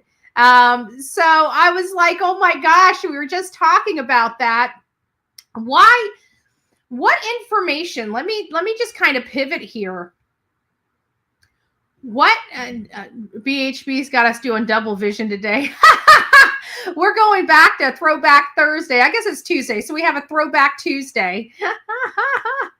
But what makes you believe that the wife, maybe I need to ask this question. What makes you believe that the wife has knowledge of this? I'm interested in your comments. He was wealthy in order to live on Long Island. Now, I don't know, Emmy. I don't know because we learned that he purchased the home from his mother. That's his childhood home. How creepy is that? That the man has lived in the same house his entire life. It was his mom's home, and I believe he purchased it from his mother for like $160,000 or $190,000 back in the 90s, I believe, like 90, like when he got married to Asa, which I truly believe, it sounds to me, because his first marriage only lasted 6 months or something to that effect, and he was filing for divorce. And shortly after that, like another 6 months later, he's marrying Asa. I almost remember, because I did the timeline for him, and I don't remember what that timeline has. I'm going completely off memory, but I remember looking into his prior wife and Asa to find out, what we could learn, because I don't know if you guys remember, what's her name? A couple of the victims was represented by this one attorney, and I can't remember his name. I can see his face, but can't remember his name. And he basically said that there was a swingers party that Asa was associated with. There's no evidence of this, by the way. This is just what has been stated. And so I can understand if people believe she was involved, but the two victims that this guy, I think his name was John. For whatever reason, I believe his name was John something. And my opinion of this attorney was that he's a wackadoo. I'm sorry. When he talks, and he was talking about the stuff that happened to these two clients that Rex has not been charged with yet. Vergara, I think, is the one. I can't remember her first name, but it's Vergara or something like that. And it was just it was the scene that this attorney painted was so far away from what we perceived happened that it just kind of, in my opinion, fell on deaf ears. The wife's hair was on tape on the victim.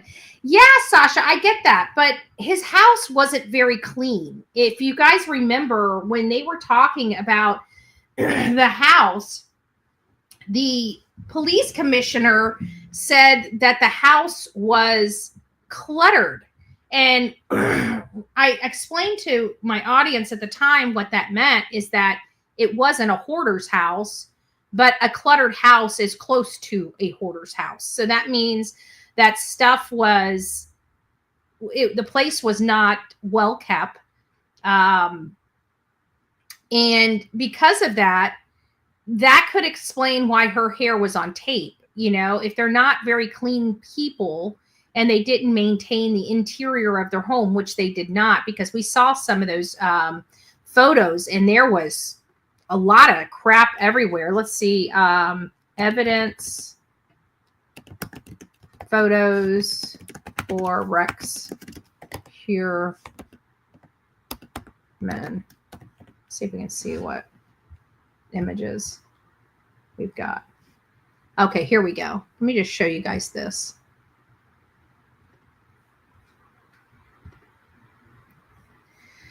So here is some of the stuff. You see what I'm saying? Like right here inside the home, you see how all of this is cluttered? It's like next to a hoarder's house, but it's not. Look at this house. I mean, it is a smaller house. It has 4 adults in it.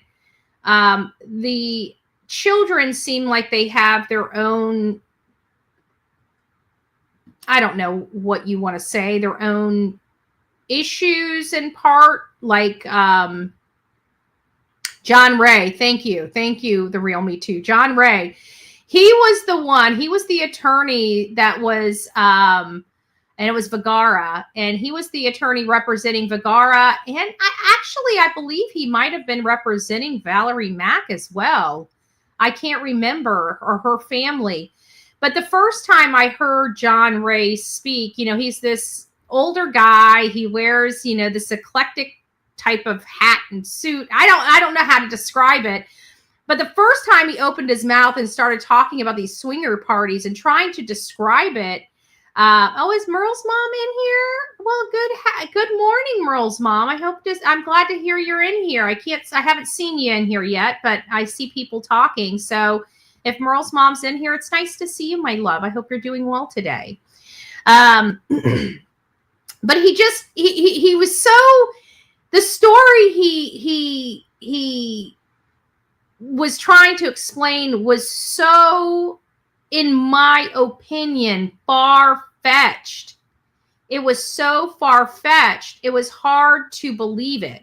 And that's what it was for me. It was hard for me to believe the statement John Ray was speaking. I mean, it didn't bode with any information that we had learned so far. But for people to understand, this is why I wanted to make sure we're clear, because a lot of people do believe his wife may have had something to do with it. Her and her daughter's DNA wound up, from my understanding, on a victim. But if you look at where they were living and the condition of their home, you will see it's very easy to transfer certain things. Hair around the house? Yeah, I would expect hair to be all over the house. It didn't look like they kept their house clean. When I vacuum, my hair is long, right? When I vacuum, I have to clean out the brush. I literally have to take scissors and cut my vacuum cleaner bristles and get all my hair off the bristles every few months. I've got to do that because my hair just gets wrapped around the bristles. And when you have long hair, you have more breakage, you have a lot of stuff. And so I do know hair is very easy to get literally on everything inside of a home, especially if you're not a very clean person. You go to my mom's home, you do not get, she's got a cat, right? And I guarantee you leave her home, you do not have cat hair on you. Why? Because my mother is obsessively clean, okay? She's from the old school where you didn't have a lot of money, but your ass better be clean, right? So everything has its place. Everything is wiped down. It's done daily. She gets up every morning. She wipes her blinds down. She vacuums her floor. She wipes her countertops down before she goes to bed. She wipes everything down. She vacuums the floor. Okay, I'm not my mama. I will be honest with you. I love my mama. I would love to live with my mom again because I had 3 hots and a cot and clean clothes that were put away. Even when I was over there when I couldn't stay in the house because of the hurricane, I had no power and there was just trees down all around my house. It was hard leaving mom's house, right? Because I come here, I got to cook, I got to clean, I got to make my bed, I got to wash my own laundry, right? When we go over to mom's house, what happens? Honey, do you have any clothes you need me to wash for you? Honey, breakfast. Honey, lunch. Honey, dinner. You need me to help with dishes? Oh, no, I got them, honey. Just go back to work. I loved it, right? Well, this is not the house. We're not at Mama's house, okay? We're at Rex Heuermann's house, and it doesn't look like him or his wife or his adult children did a whole lot of cleaning. So the transfer of DNA on tape and other things, belts and other things, would most likely happen because these people weren't very clean people. That's all I'm trying to say. I'm not saying that she isn't guilty. I'm not saying she is guilty. I'm just saying that there are reasons for those items to be on evidence because of what you're seeing on your screen here. Again, not hoarder, but cluttered, which in part, it's hard to discern what the difference is when it comes to Rex Heuermann's house. So we're still waiting for the, oh, here we go. Did we miss it? Better not have missed it. Okay, let's go ahead and put this up so we don't miss it. Looks like I saw somebody on the screen for a split second, and I want to make sure that I find them. Okay, so here's They are live in the for the press conference. We're just not there yet. Let me see if I got a live feed. Okay, we'll go to this one. We got the live feed on the inside. Press conference is going to be starting very soon, y'all. Here is the press conference we've all been waiting for. What the heck just happened? Oh, it just.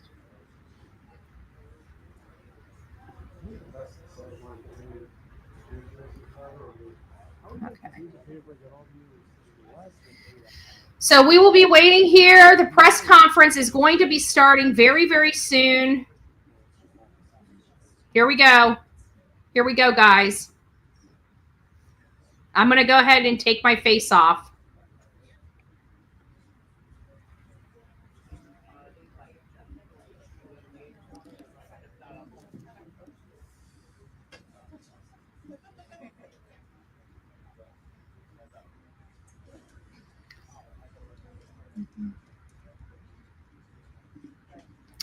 The Gilgo Beach press conference is about to begin. For those that have been waiting, thank you for being here with me for the 2 hours before this press conference. I appreciate your time and learning about the Gilgo Beach serial killer, the information that I've acquired over the last several years about the case.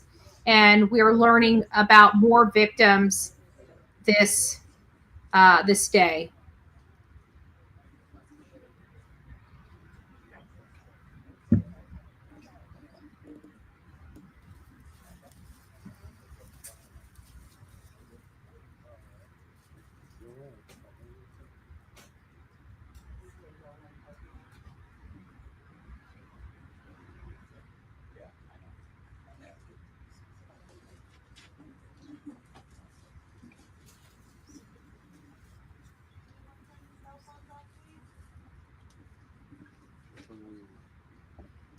Here we go.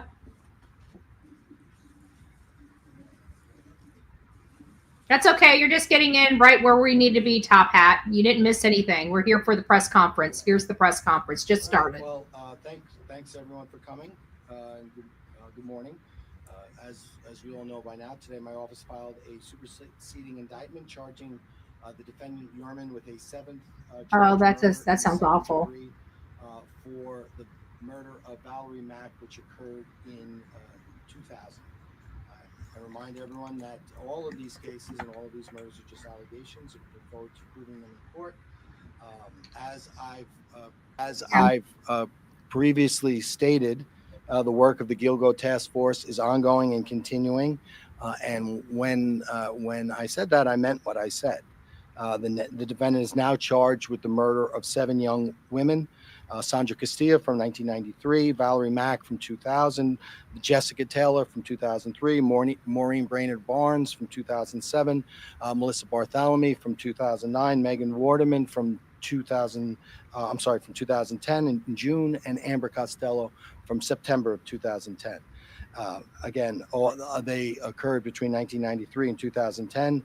We are here because the Gilgo Task Force has continued to work together to obtain not only evidence for the charged crimes, but has continued to work on other uncharged crimes as well. And I am grateful for the great work that the Gilgo Task Force has done. Of course, not only my office and my team, but the other agencies who have worked with us. And we're gonna talk about that in a while. As you've also probably noticed, we here with us today are the victims' family members. I think pretty much every charged victim, their family members are here. Specifically, we're joined by Joanne and Edwin Mack, who are the parents of Valerie Mack. Through the grand jury process, we get to learn a little bit about our victims, and we did that through the Mack family. And Valerie is very similar to the other victims in this case.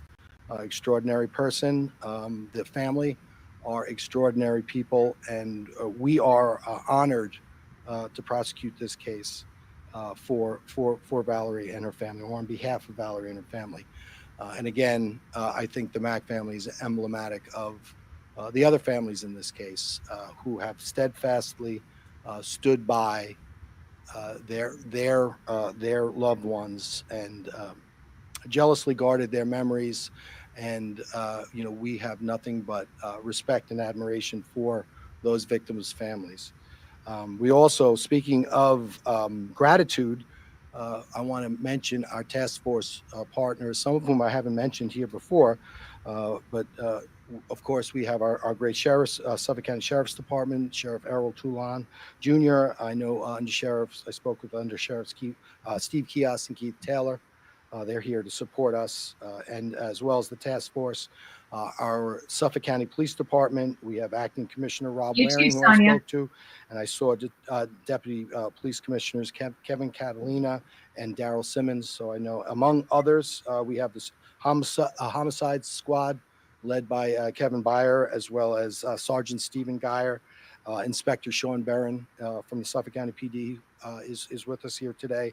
I want to thank the Suffolk County PD, both the agency as well as the Homicide Bureau, for their work on this and many other cases. We have the New York State Police, Major Stephen Udise, Captain Ken Gine, and his team, who've been instrumental in the task force and the great work that they've done. And I want to thank them. We have FBI. Supervisory Special Agent Don Osbacher's here. Special Agent Craig Mateo, I believe, is here. But the FBI has been and continues to be tremendous help in this case, and we certainly want to thank them going forward. And we really appreciate the work that they've done and the work that they continue to do for us. United States Secret Service, I don't know if they're here, but they've been assisting with a lot of the electronic devices, so we want to certainly thank them as well. New York City OCME, somehow I neglected to thank them through all of the various superseding indictments. Specifically, I want to thank their anthropology unit and their forensic biology department. They were working here in Suffolk during the commission of many of these crimes, and so they've come back to Suffolk to assist us in our investigation and prosecution of these cases, and they've done a tremendous job, and we certainly want to thank them, as well as our medical examiner's office in Suffolk County, led by Odette Hall. Dr. Hall has been tremendous in this case. Of course, our own Suffolk County Crime Lab with Director Constance Dinkle and her team. They have, again, like all of these partners, not only do they help us with the Gilgo cases, they help us with so many more cases, and we certainly thank them. I want to thank my own team, led by Chief Investigator Rich Zacharis, the ADAs who I've worked with, who are doing a tremendous job, and everyone. Our team, we have an army of people from my office who is really doing a great job, and we want to thank them. A case of this magnitude takes the assistance of so many different moving parts, and we certainly thank all of the folks who people don't even know about, who have really helped us significantly. It's more than it's just a literal army of people. So we certainly appreciate. He's been charged with 7 so far. As we said, we are not limiting this investigation to Gilgo Beach. We moved off of the beach. I think that if you had asked me when we started this, could we potentially get to the place where we are now? I think that we thought that this was a possibility, and we're just very happy that we're here. So we're going to continue to work these cases. We're going to continue to prepare these cases for trial. Regarding the murder of Valerie Mack, most of it is in the discovery letter, so I'm not going to repeat. Suffice to say that Valerie's body was discovered on November 19th, 2000, in a wooded area off of Mill Road by hunters. From there, we worked the case. According to the bail document, as you see, the evidence is we have mitochondrial DNA from a hair that was found on the body of Valerie Mack, which was a portion of the body of Valerie Mack, which was found off of Mill Road. That hair mitochondrial DNA analysis was performed, and that hair was consistent with the mitochondrial DNA profiles of both Asa Heuermann and her daughter, Asa Ellerup, and her daughter, Victoria Heuermann. And I believe the numbers are to an exclusion of 99.96% of the population. Similar to the other cases, we then sent that hair out for nuclear DNA analysis, and because it's nuclear DNA, it's much more discriminating, and the profile came back. The most conservative estimate was 1.31 times 10 to the 356 power. So again, you take that 1.31, you move the decimal point over 356 times, and that's the number that you get, which excludes that percentage of the population, but includes, in this case, it was, I believe it was Victoria Heuermann again. So that's where we are. We in the bail letter we've placed some other evidence with regard to the planning document, specifically, if you recall, the HK document, which we've referred to as the planning document. We see that one of the dump sites which were discussed in that document was Mill Road, which was the road that Valerie was found in the vicinity of. We also have seen during our searches a number of articles with regard to the Gilgo Beach investigation in various publications like People. There was a New York Times Magazine article about the Gilgo investigation, which was found in the defendant's safe, as well as other news articles in which the discovery of the bodies of Sandra, Jessica, and Valerie are found. And those newspapers were retained by the defendant, as well as information when Valerie was identified, when she was positive, when she went from being, I believe she was Jane Doe number 6, and then through the work of the FBI, we were able to establish that it was Valerie, that the body was Valerie's. That there was internet searches done from devices controlled by the defendant at or around the time that she was first identified. So that's the evidence in this case. Again, it's just that, it's evidence, it's allegations, and we look forward to proving them at court. But I'll turn it over for questions now.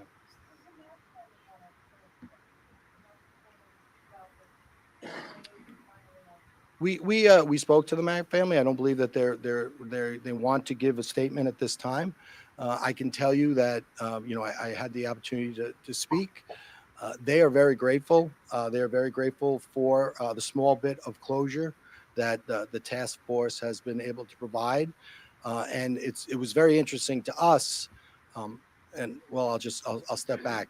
They're thankful for all the investigators.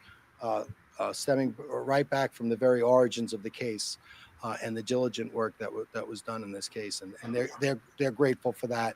And I had the opportunity to share with the Mack family the reactions of some of the older investigators when we reached out to them and told them that we had gotten some traction in the case. The excitement on those, the palpable excitement that we got from those investigators, made it obvious to us that the lives of these women matter. And we as investigators, we understand that. Obviously, no one understands it more than the families. So again, we're just delighted and honored and privileged to be able to work with these families. And again, there's not so much we can do, but at least we provide them with a small measure of closure.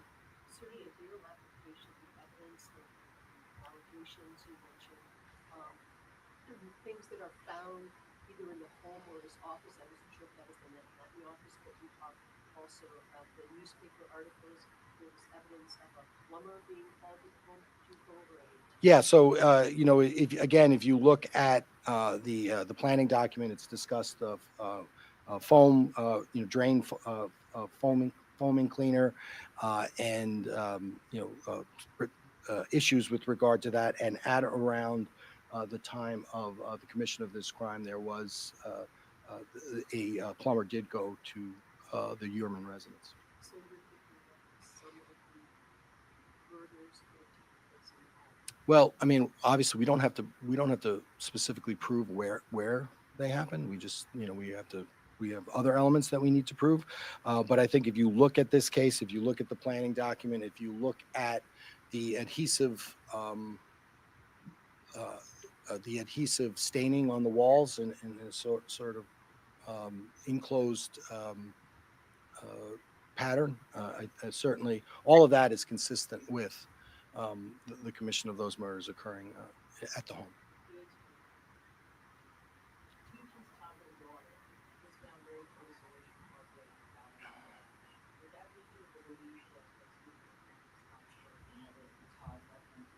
Doesn't matter what I believe, as I say, matters what I can prove. And what we've done, and to the extent we've been able to have success, is you take each one of these cases, you take each one of the location of the bodies, and you use that as a separate investigation and a separate crime scene until you're specifically given clues which allow you to put them together. So until we're able to do that, we won't speak on that, and we speak through indictments.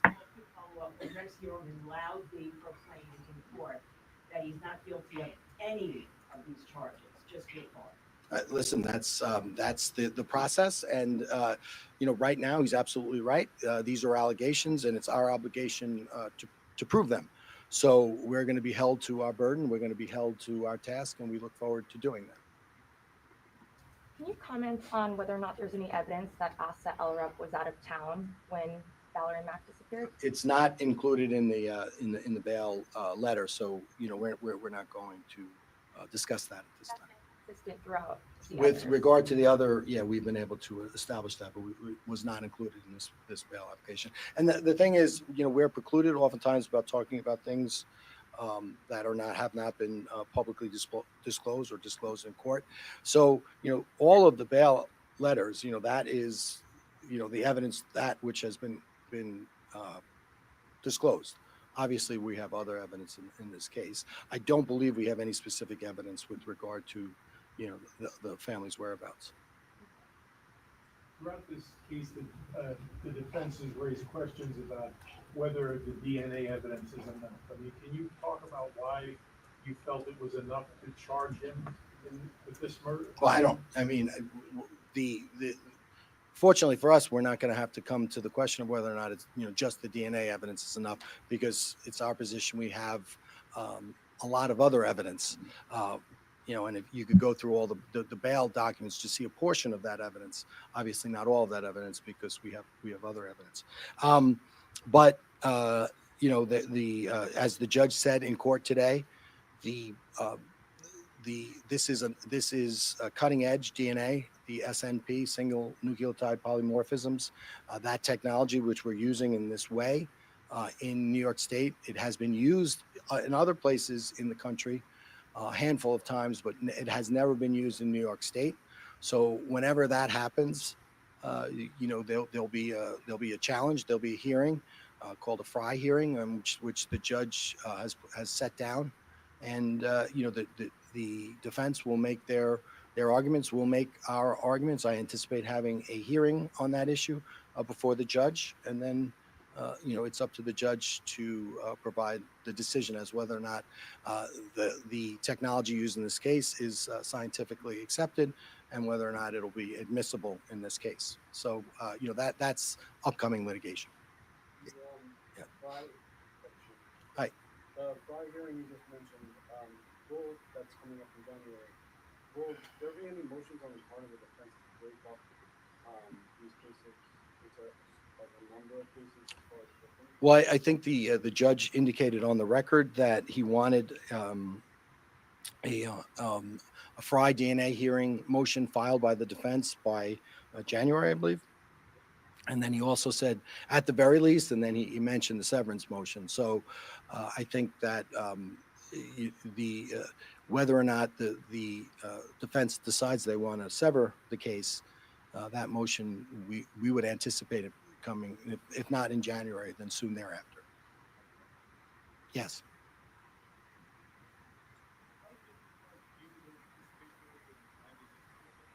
Well, I mean, again, what we've done with this case, what we've done with the phone records, the financial records, the DNA, the internet searches, and the various things that he has kept since going all the way back to 1993. It's evincing his intent. It's evincing, his interest in the case. So we think that it's, circumstantial evidence of his, that persistent interest in the case, the victims, the methods being used to, starting back in 2010, all the methods used by law enforcement to try to catch the murderer of some of the individuals on Gilgo. All of those things are evince a certain mental state and intent. So we think when taken with all the evidence, it paints a certain picture. Again, the picture will need to prove at trial. You just mentioned the evidence, the tape evidence on the ceiling, in the home. Were those all? I know those were in different areas, but were they all in the basement? Yeah. And if you look at, the planning document, he's talking about push pins, because and there's when I say he, I mean the document mentions push pins, and then and that the tape is no good, presumably because it creates a adhesive stain on the walls. That's all in the basement. It's all in the basement. And then that was also kept as souvenirs. I mean, are you thinking that the newspapers and magazines were also mementos for him to keep feeling good about himself? I scored a touchdown in high school. Still have that article. Just one.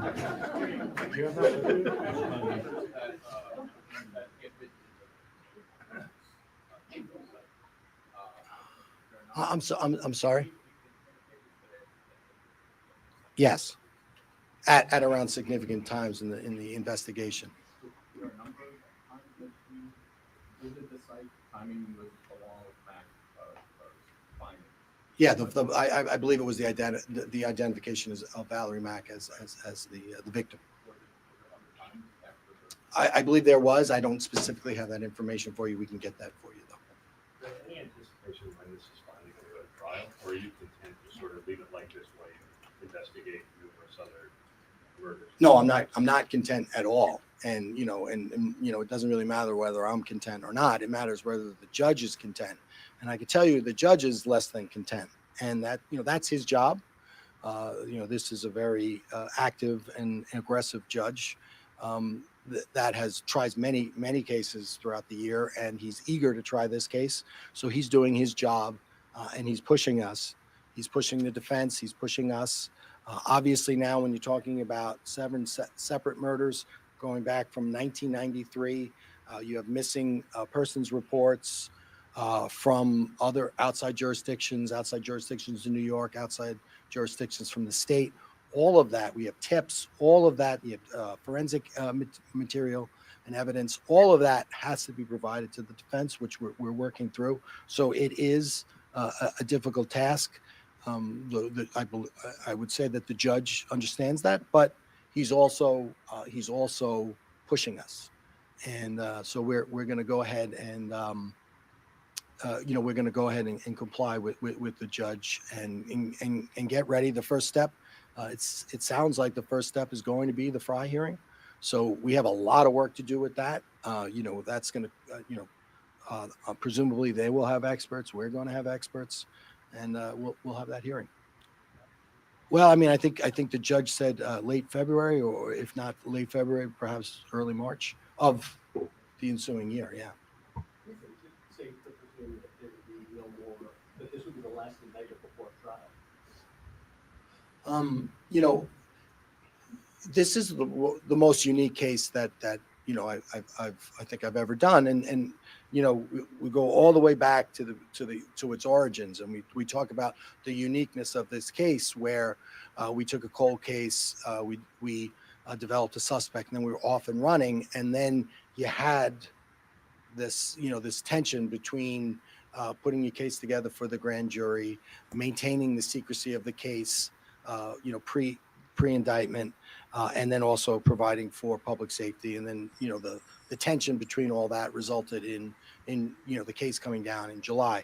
Well, now we have this this tension where we have to prepare what we've charged for trial, but we also have to continue to investigate all. And again, we have a cold case unit, that we're working with the Suffolk County PD, state troopers, federal partners, Suffolk County sheriffs. So we're working on those cold cases. So the business of Suffolk County law enforcement cannot stop with this case. So there's always that tension.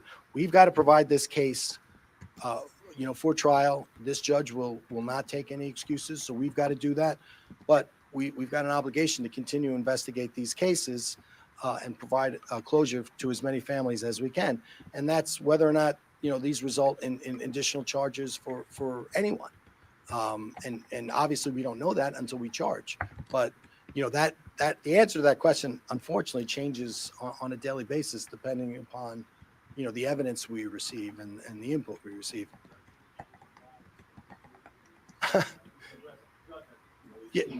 Yeah, he says that he wants again, he was a defense attorney for a long time, he was a prosecutor for a long time, he's a judge for a long time, he's done a lot of these cases from every conceivable vantage point, so he understands, but by the same token he's pushing us, so that's we have to first and foremost we have to comply with the court, which we intend to do. What's the status of the funds that you had said were tied up? Still tied up. And what about other victims, Karen Brigada and the other, unsolved murders? Yeah, I mean, again, we started the cold case unit. We have a number of cases. Karen Brigada is one of those victims. So we'll continue to work those cases. But as we've been saying, those cases, those bodies, they're separate investigations, separate crime scenes until we can speak to an indictment otherwise, whether they're related or not. Are you hindered in any way because you don't have the money yet? I mean, I think to a certain extent, law enforcement, everybody in life is hindered because you never have enough resources. But, I think we're managing very well. It would be nice to have that money, but we have great partners. We have our Suffolk County executive, our Suffolk County legislature is very sympathetic to what we're doing. So, it would be great to have that money, but it's not like, if something needs to be done, it gets done. The big difference, I think, is it's just, as far as it's not, rocket science providing all of this digital evidence, but it is important and it's specific work. And the more hands you have on it, the quicker it'll get done. And having that federal money would be very helpful in that regard. Yeah, I just wanted to give others an option if they want to. I know Valerie and Matt's family are not ready. Are there any? I think Ms. Allred is going to be having a press conference after me. So I believe she represents most of the victims in this case. So I'll leave that to her and to them. So in the new bail application, one of the articles, it indicated that it was found in the basement vaults. Can you clarify, is that like a vault where, is it the entire thing? Is this where you found the tape and the push pins? Like, can you elaborate on the vault? Yeah, the vault is just where the gun vault. Okay, so that's so where it was behind it was locked. So in addition to the guns, there were other things There was you locked in there. that specific document, among other things. So it's in the gun vault itself? Inside the gun vault? Well, Inside the gun. it was inside the gun vault. But not locked inside. Well, the gun vault, in effect, is a giant safe. Yes. You've said that the evidence is leading you to believe that murders could have taken place in the basement, and the piece of tape stains, and the reference to push pins. Is it your belief that most of the murders might have taken place there, and he was comfortable in that environment, and it wouldn't have to be outside of the jurisdiction of his home. Well, again, belief and you look at the HK document and you look at, the HK document evinces two things. Clearly, it evinces intent, most obviously, but it also evinces careful and meticulous planning. So, and there's certainly a modus operandi with regard to the commission of these cases. Certainly, there are a lot of similarities between, Jessica and Valerie, and I think that's, and again, the victims that were found off of Gilgo, at least partially, in some instances, that we found them earlier, right? So we had more evidence, more indication of what happened to them. But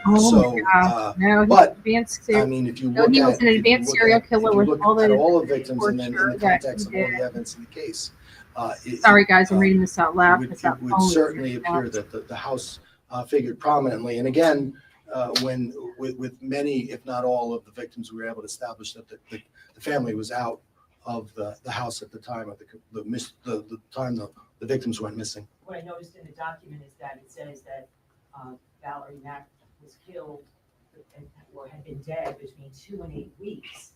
And so that suggests a longer period of time of when she was actually killed. I mean, do you have any reason to believe she was kept in the house for a long time before she was brought to the woods? Yeah, well, we're not going to speak to that. I mean, I think we the only thing we're able to do is estimate through forensic experts, given the condition of the crime scene, and that's where that 2 and 8 period time frame comes from.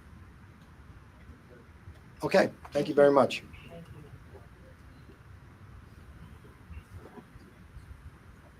you. So, wow. That wasn't really what I expected. I mean, we expected to hear he was being charged with Valerie Mack's death. We did kind of hear that through the grapevine on Twitter before the press conference.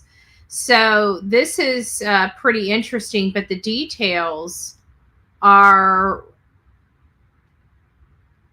disturbing.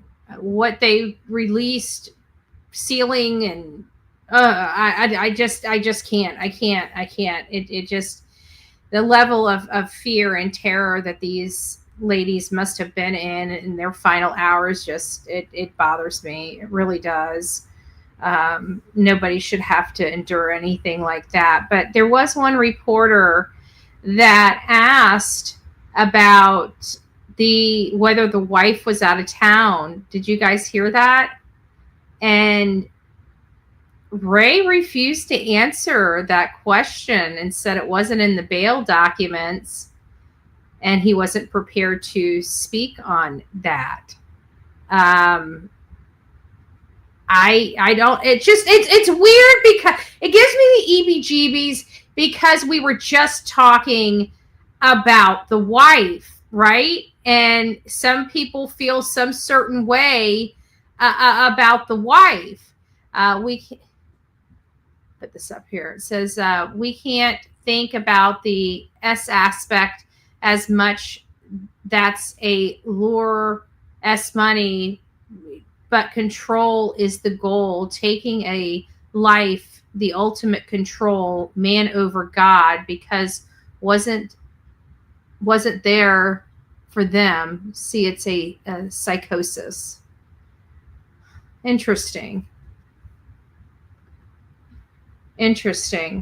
But it is, most of this stuff really, it what gets their rocks off, so to speak, is the control over another human being. Not just control, but the ultimate control.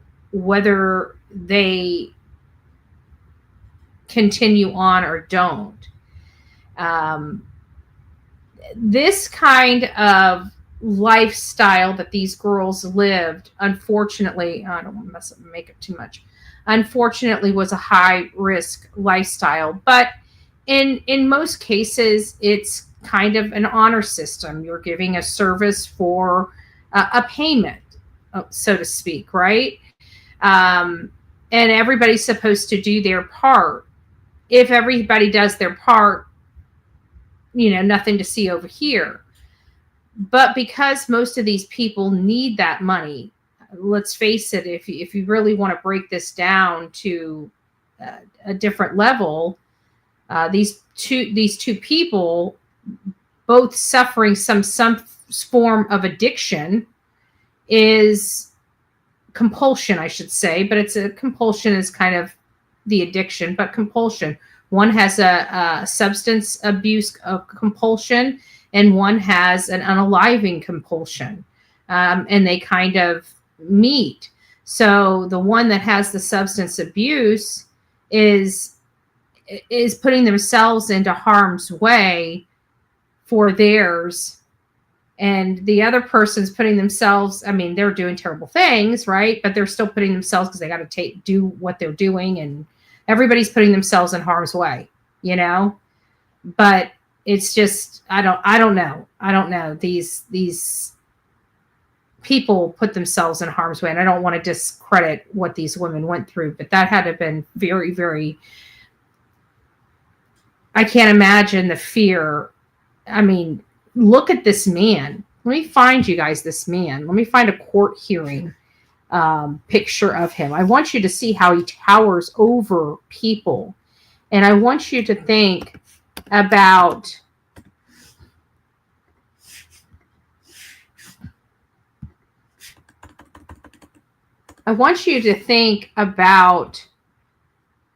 the little petite girls. Let me find one where you can see him. I'd like to see a whole body of him, but there's not really a good. There it is. That one. That will work right here. Let me see if I can find that.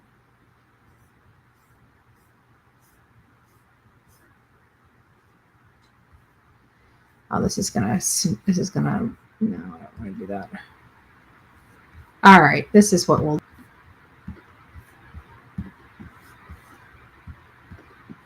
I want you guys to look at this.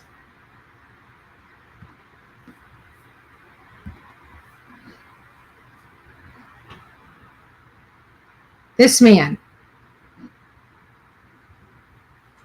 Look how he looks. And he's got you tied up. just the fear. Just the fear of this guy's presence and what he must have been doing. I don't know. It's enough. He is huge. But holding something in his hands, he probably enjoyed them being fearful. He probably mentally tortured them as he's torturing them. I don't know.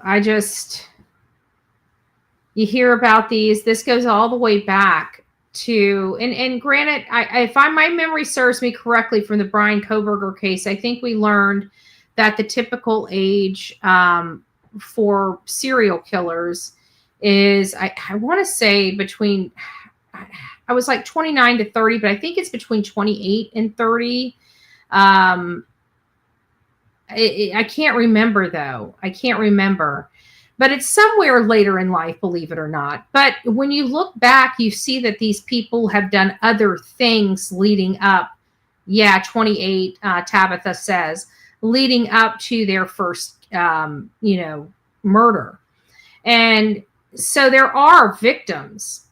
And some of this stuff dates back to younger years, from like hurting animals and other things like that. That's why I was asking, what when was this man? When was his crime? How old was he when he had his first true victim, his first real victim?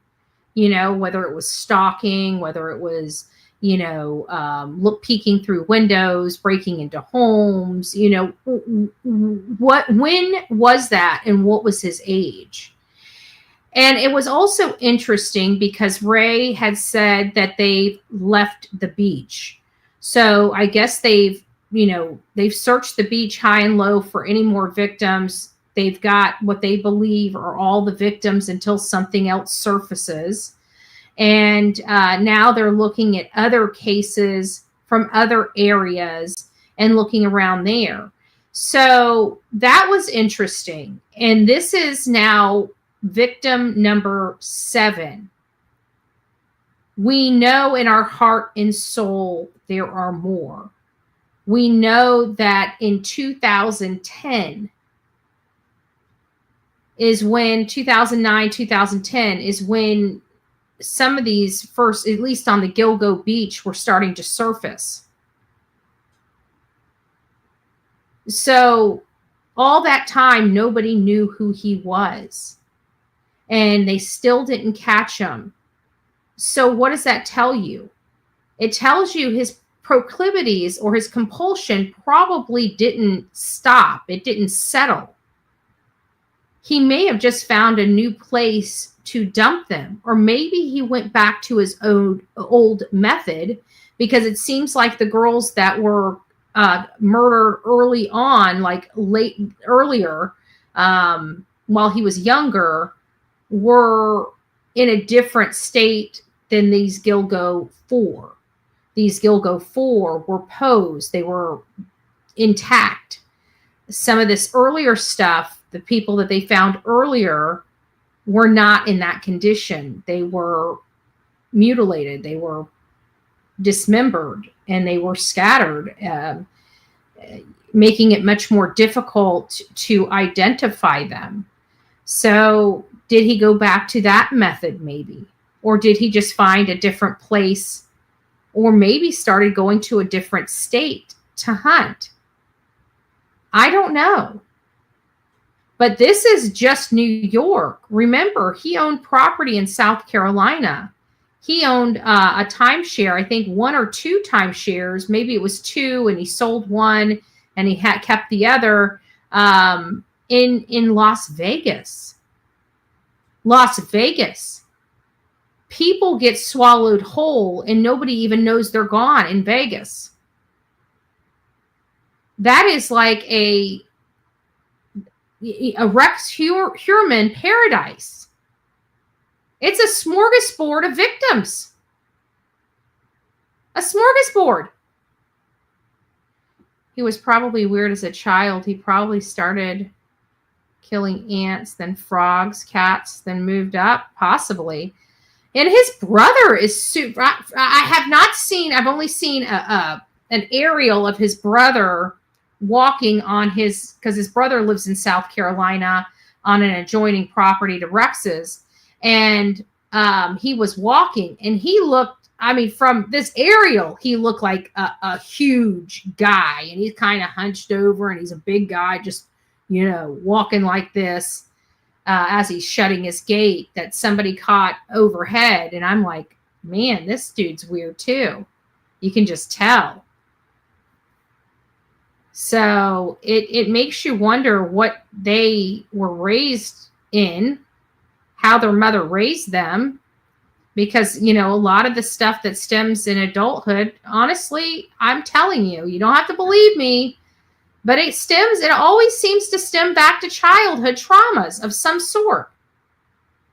No matter what happens. People, I just don't know people.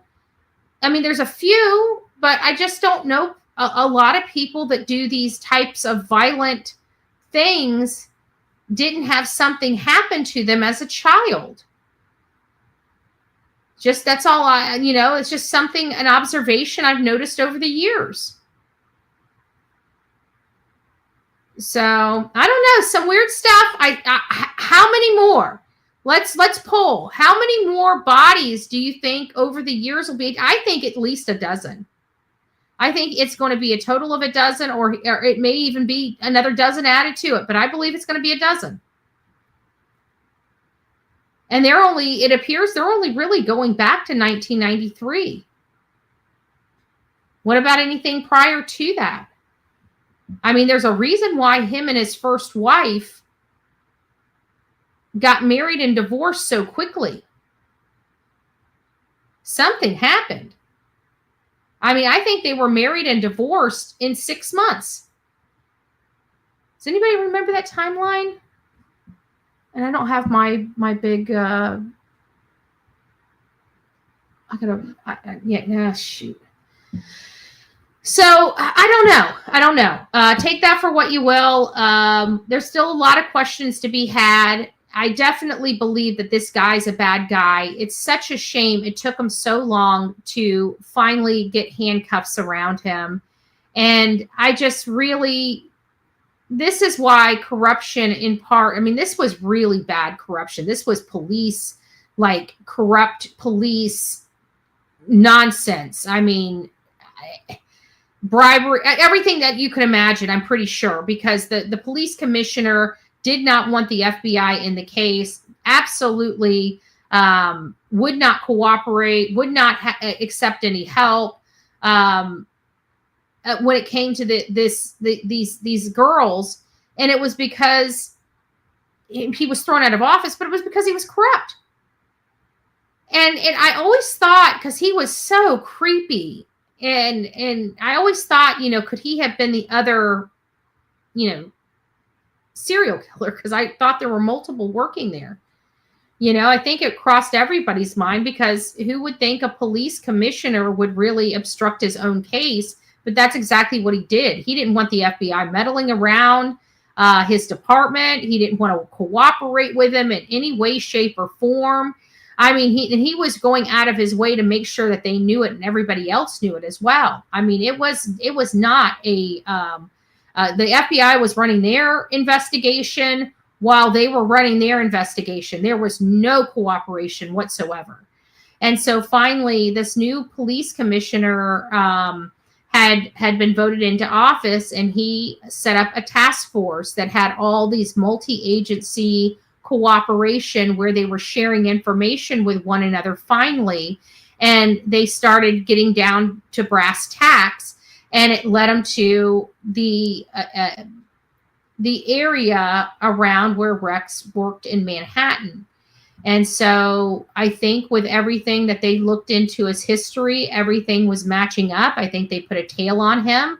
And that tail found the pizza crust and took it in for analysis, and things started hitting, and they knew that they had their guy. And I think that while he was under surveillance, he was hunting again. And they were getting very concerned that he would strike before they could get him under arrest. And they went ahead and took him into custody. They knew they had their guy, even though they wanted to get more information. I think there was something that was telling them that they needed to get this guy in custody and get this guy in custody before he hurts any more people. So something this man was doing before he got arrested that made them leap on the arrest. So I have to think the only thing that they would is if they were concerned about loss of life. If they were concerned about loss of life, they would have went ahead and effected the arrest. So that's the only thing that I can think of, because they clearly stated that they weren't really expecting or prepared to make the arrest just yet. So it tells me something, and this was way back when they made the arrest. And I remember saying it back then, that this is telling me that something was going on where they thought this man was going to, I believe, hurt another woman. I heard that the family was going out of town. Everything was being set up, and it was his MO. And I think that's going to be critical, which is why until I hear information about Asa, because it's my understanding she did go on a lot of trips, or not a lot of trips, but many trips throughout the year, and or a few trips throughout the year, which would give him time to hunt and prowl and do whatever he does. So I'd like to get more information about that before I point my finger at this lady. She may have had some kind of weird inclination that maybe something wasn't wholesome going on. I don't think anybody's first conclusion or first thought, if they feel something hinky was going on when you were out of town, is that your husband's a serial killer. Maybe a party with the bros, maybe having some, ho-ho-hos, but not that. I don't think everybody's first assumption of if they feel something's not right, that their first assumption is that their husband is a serial killer. Okay. I like to try to have some reality on this channel, and that would just be my personal opinion. All right, guys, I'm going to be coming back later. We are going to be doing a debunking, and not just a debunking. We're just going to walk through the case when it comes to this whole flashlight and car video, and just see what we see. And so that'll be later this afternoon. I believe it'll be around, I don't know. I don't want to give a time because I'm not sure exactly when, because I never know what's going to happen during the day here. So it makes it quite difficult to plan, because I'm kind of like my days are always fluid. I just kind of go with the flow. So hopefully I'll be back between 2 and 3, but it might be as late as 5, 6.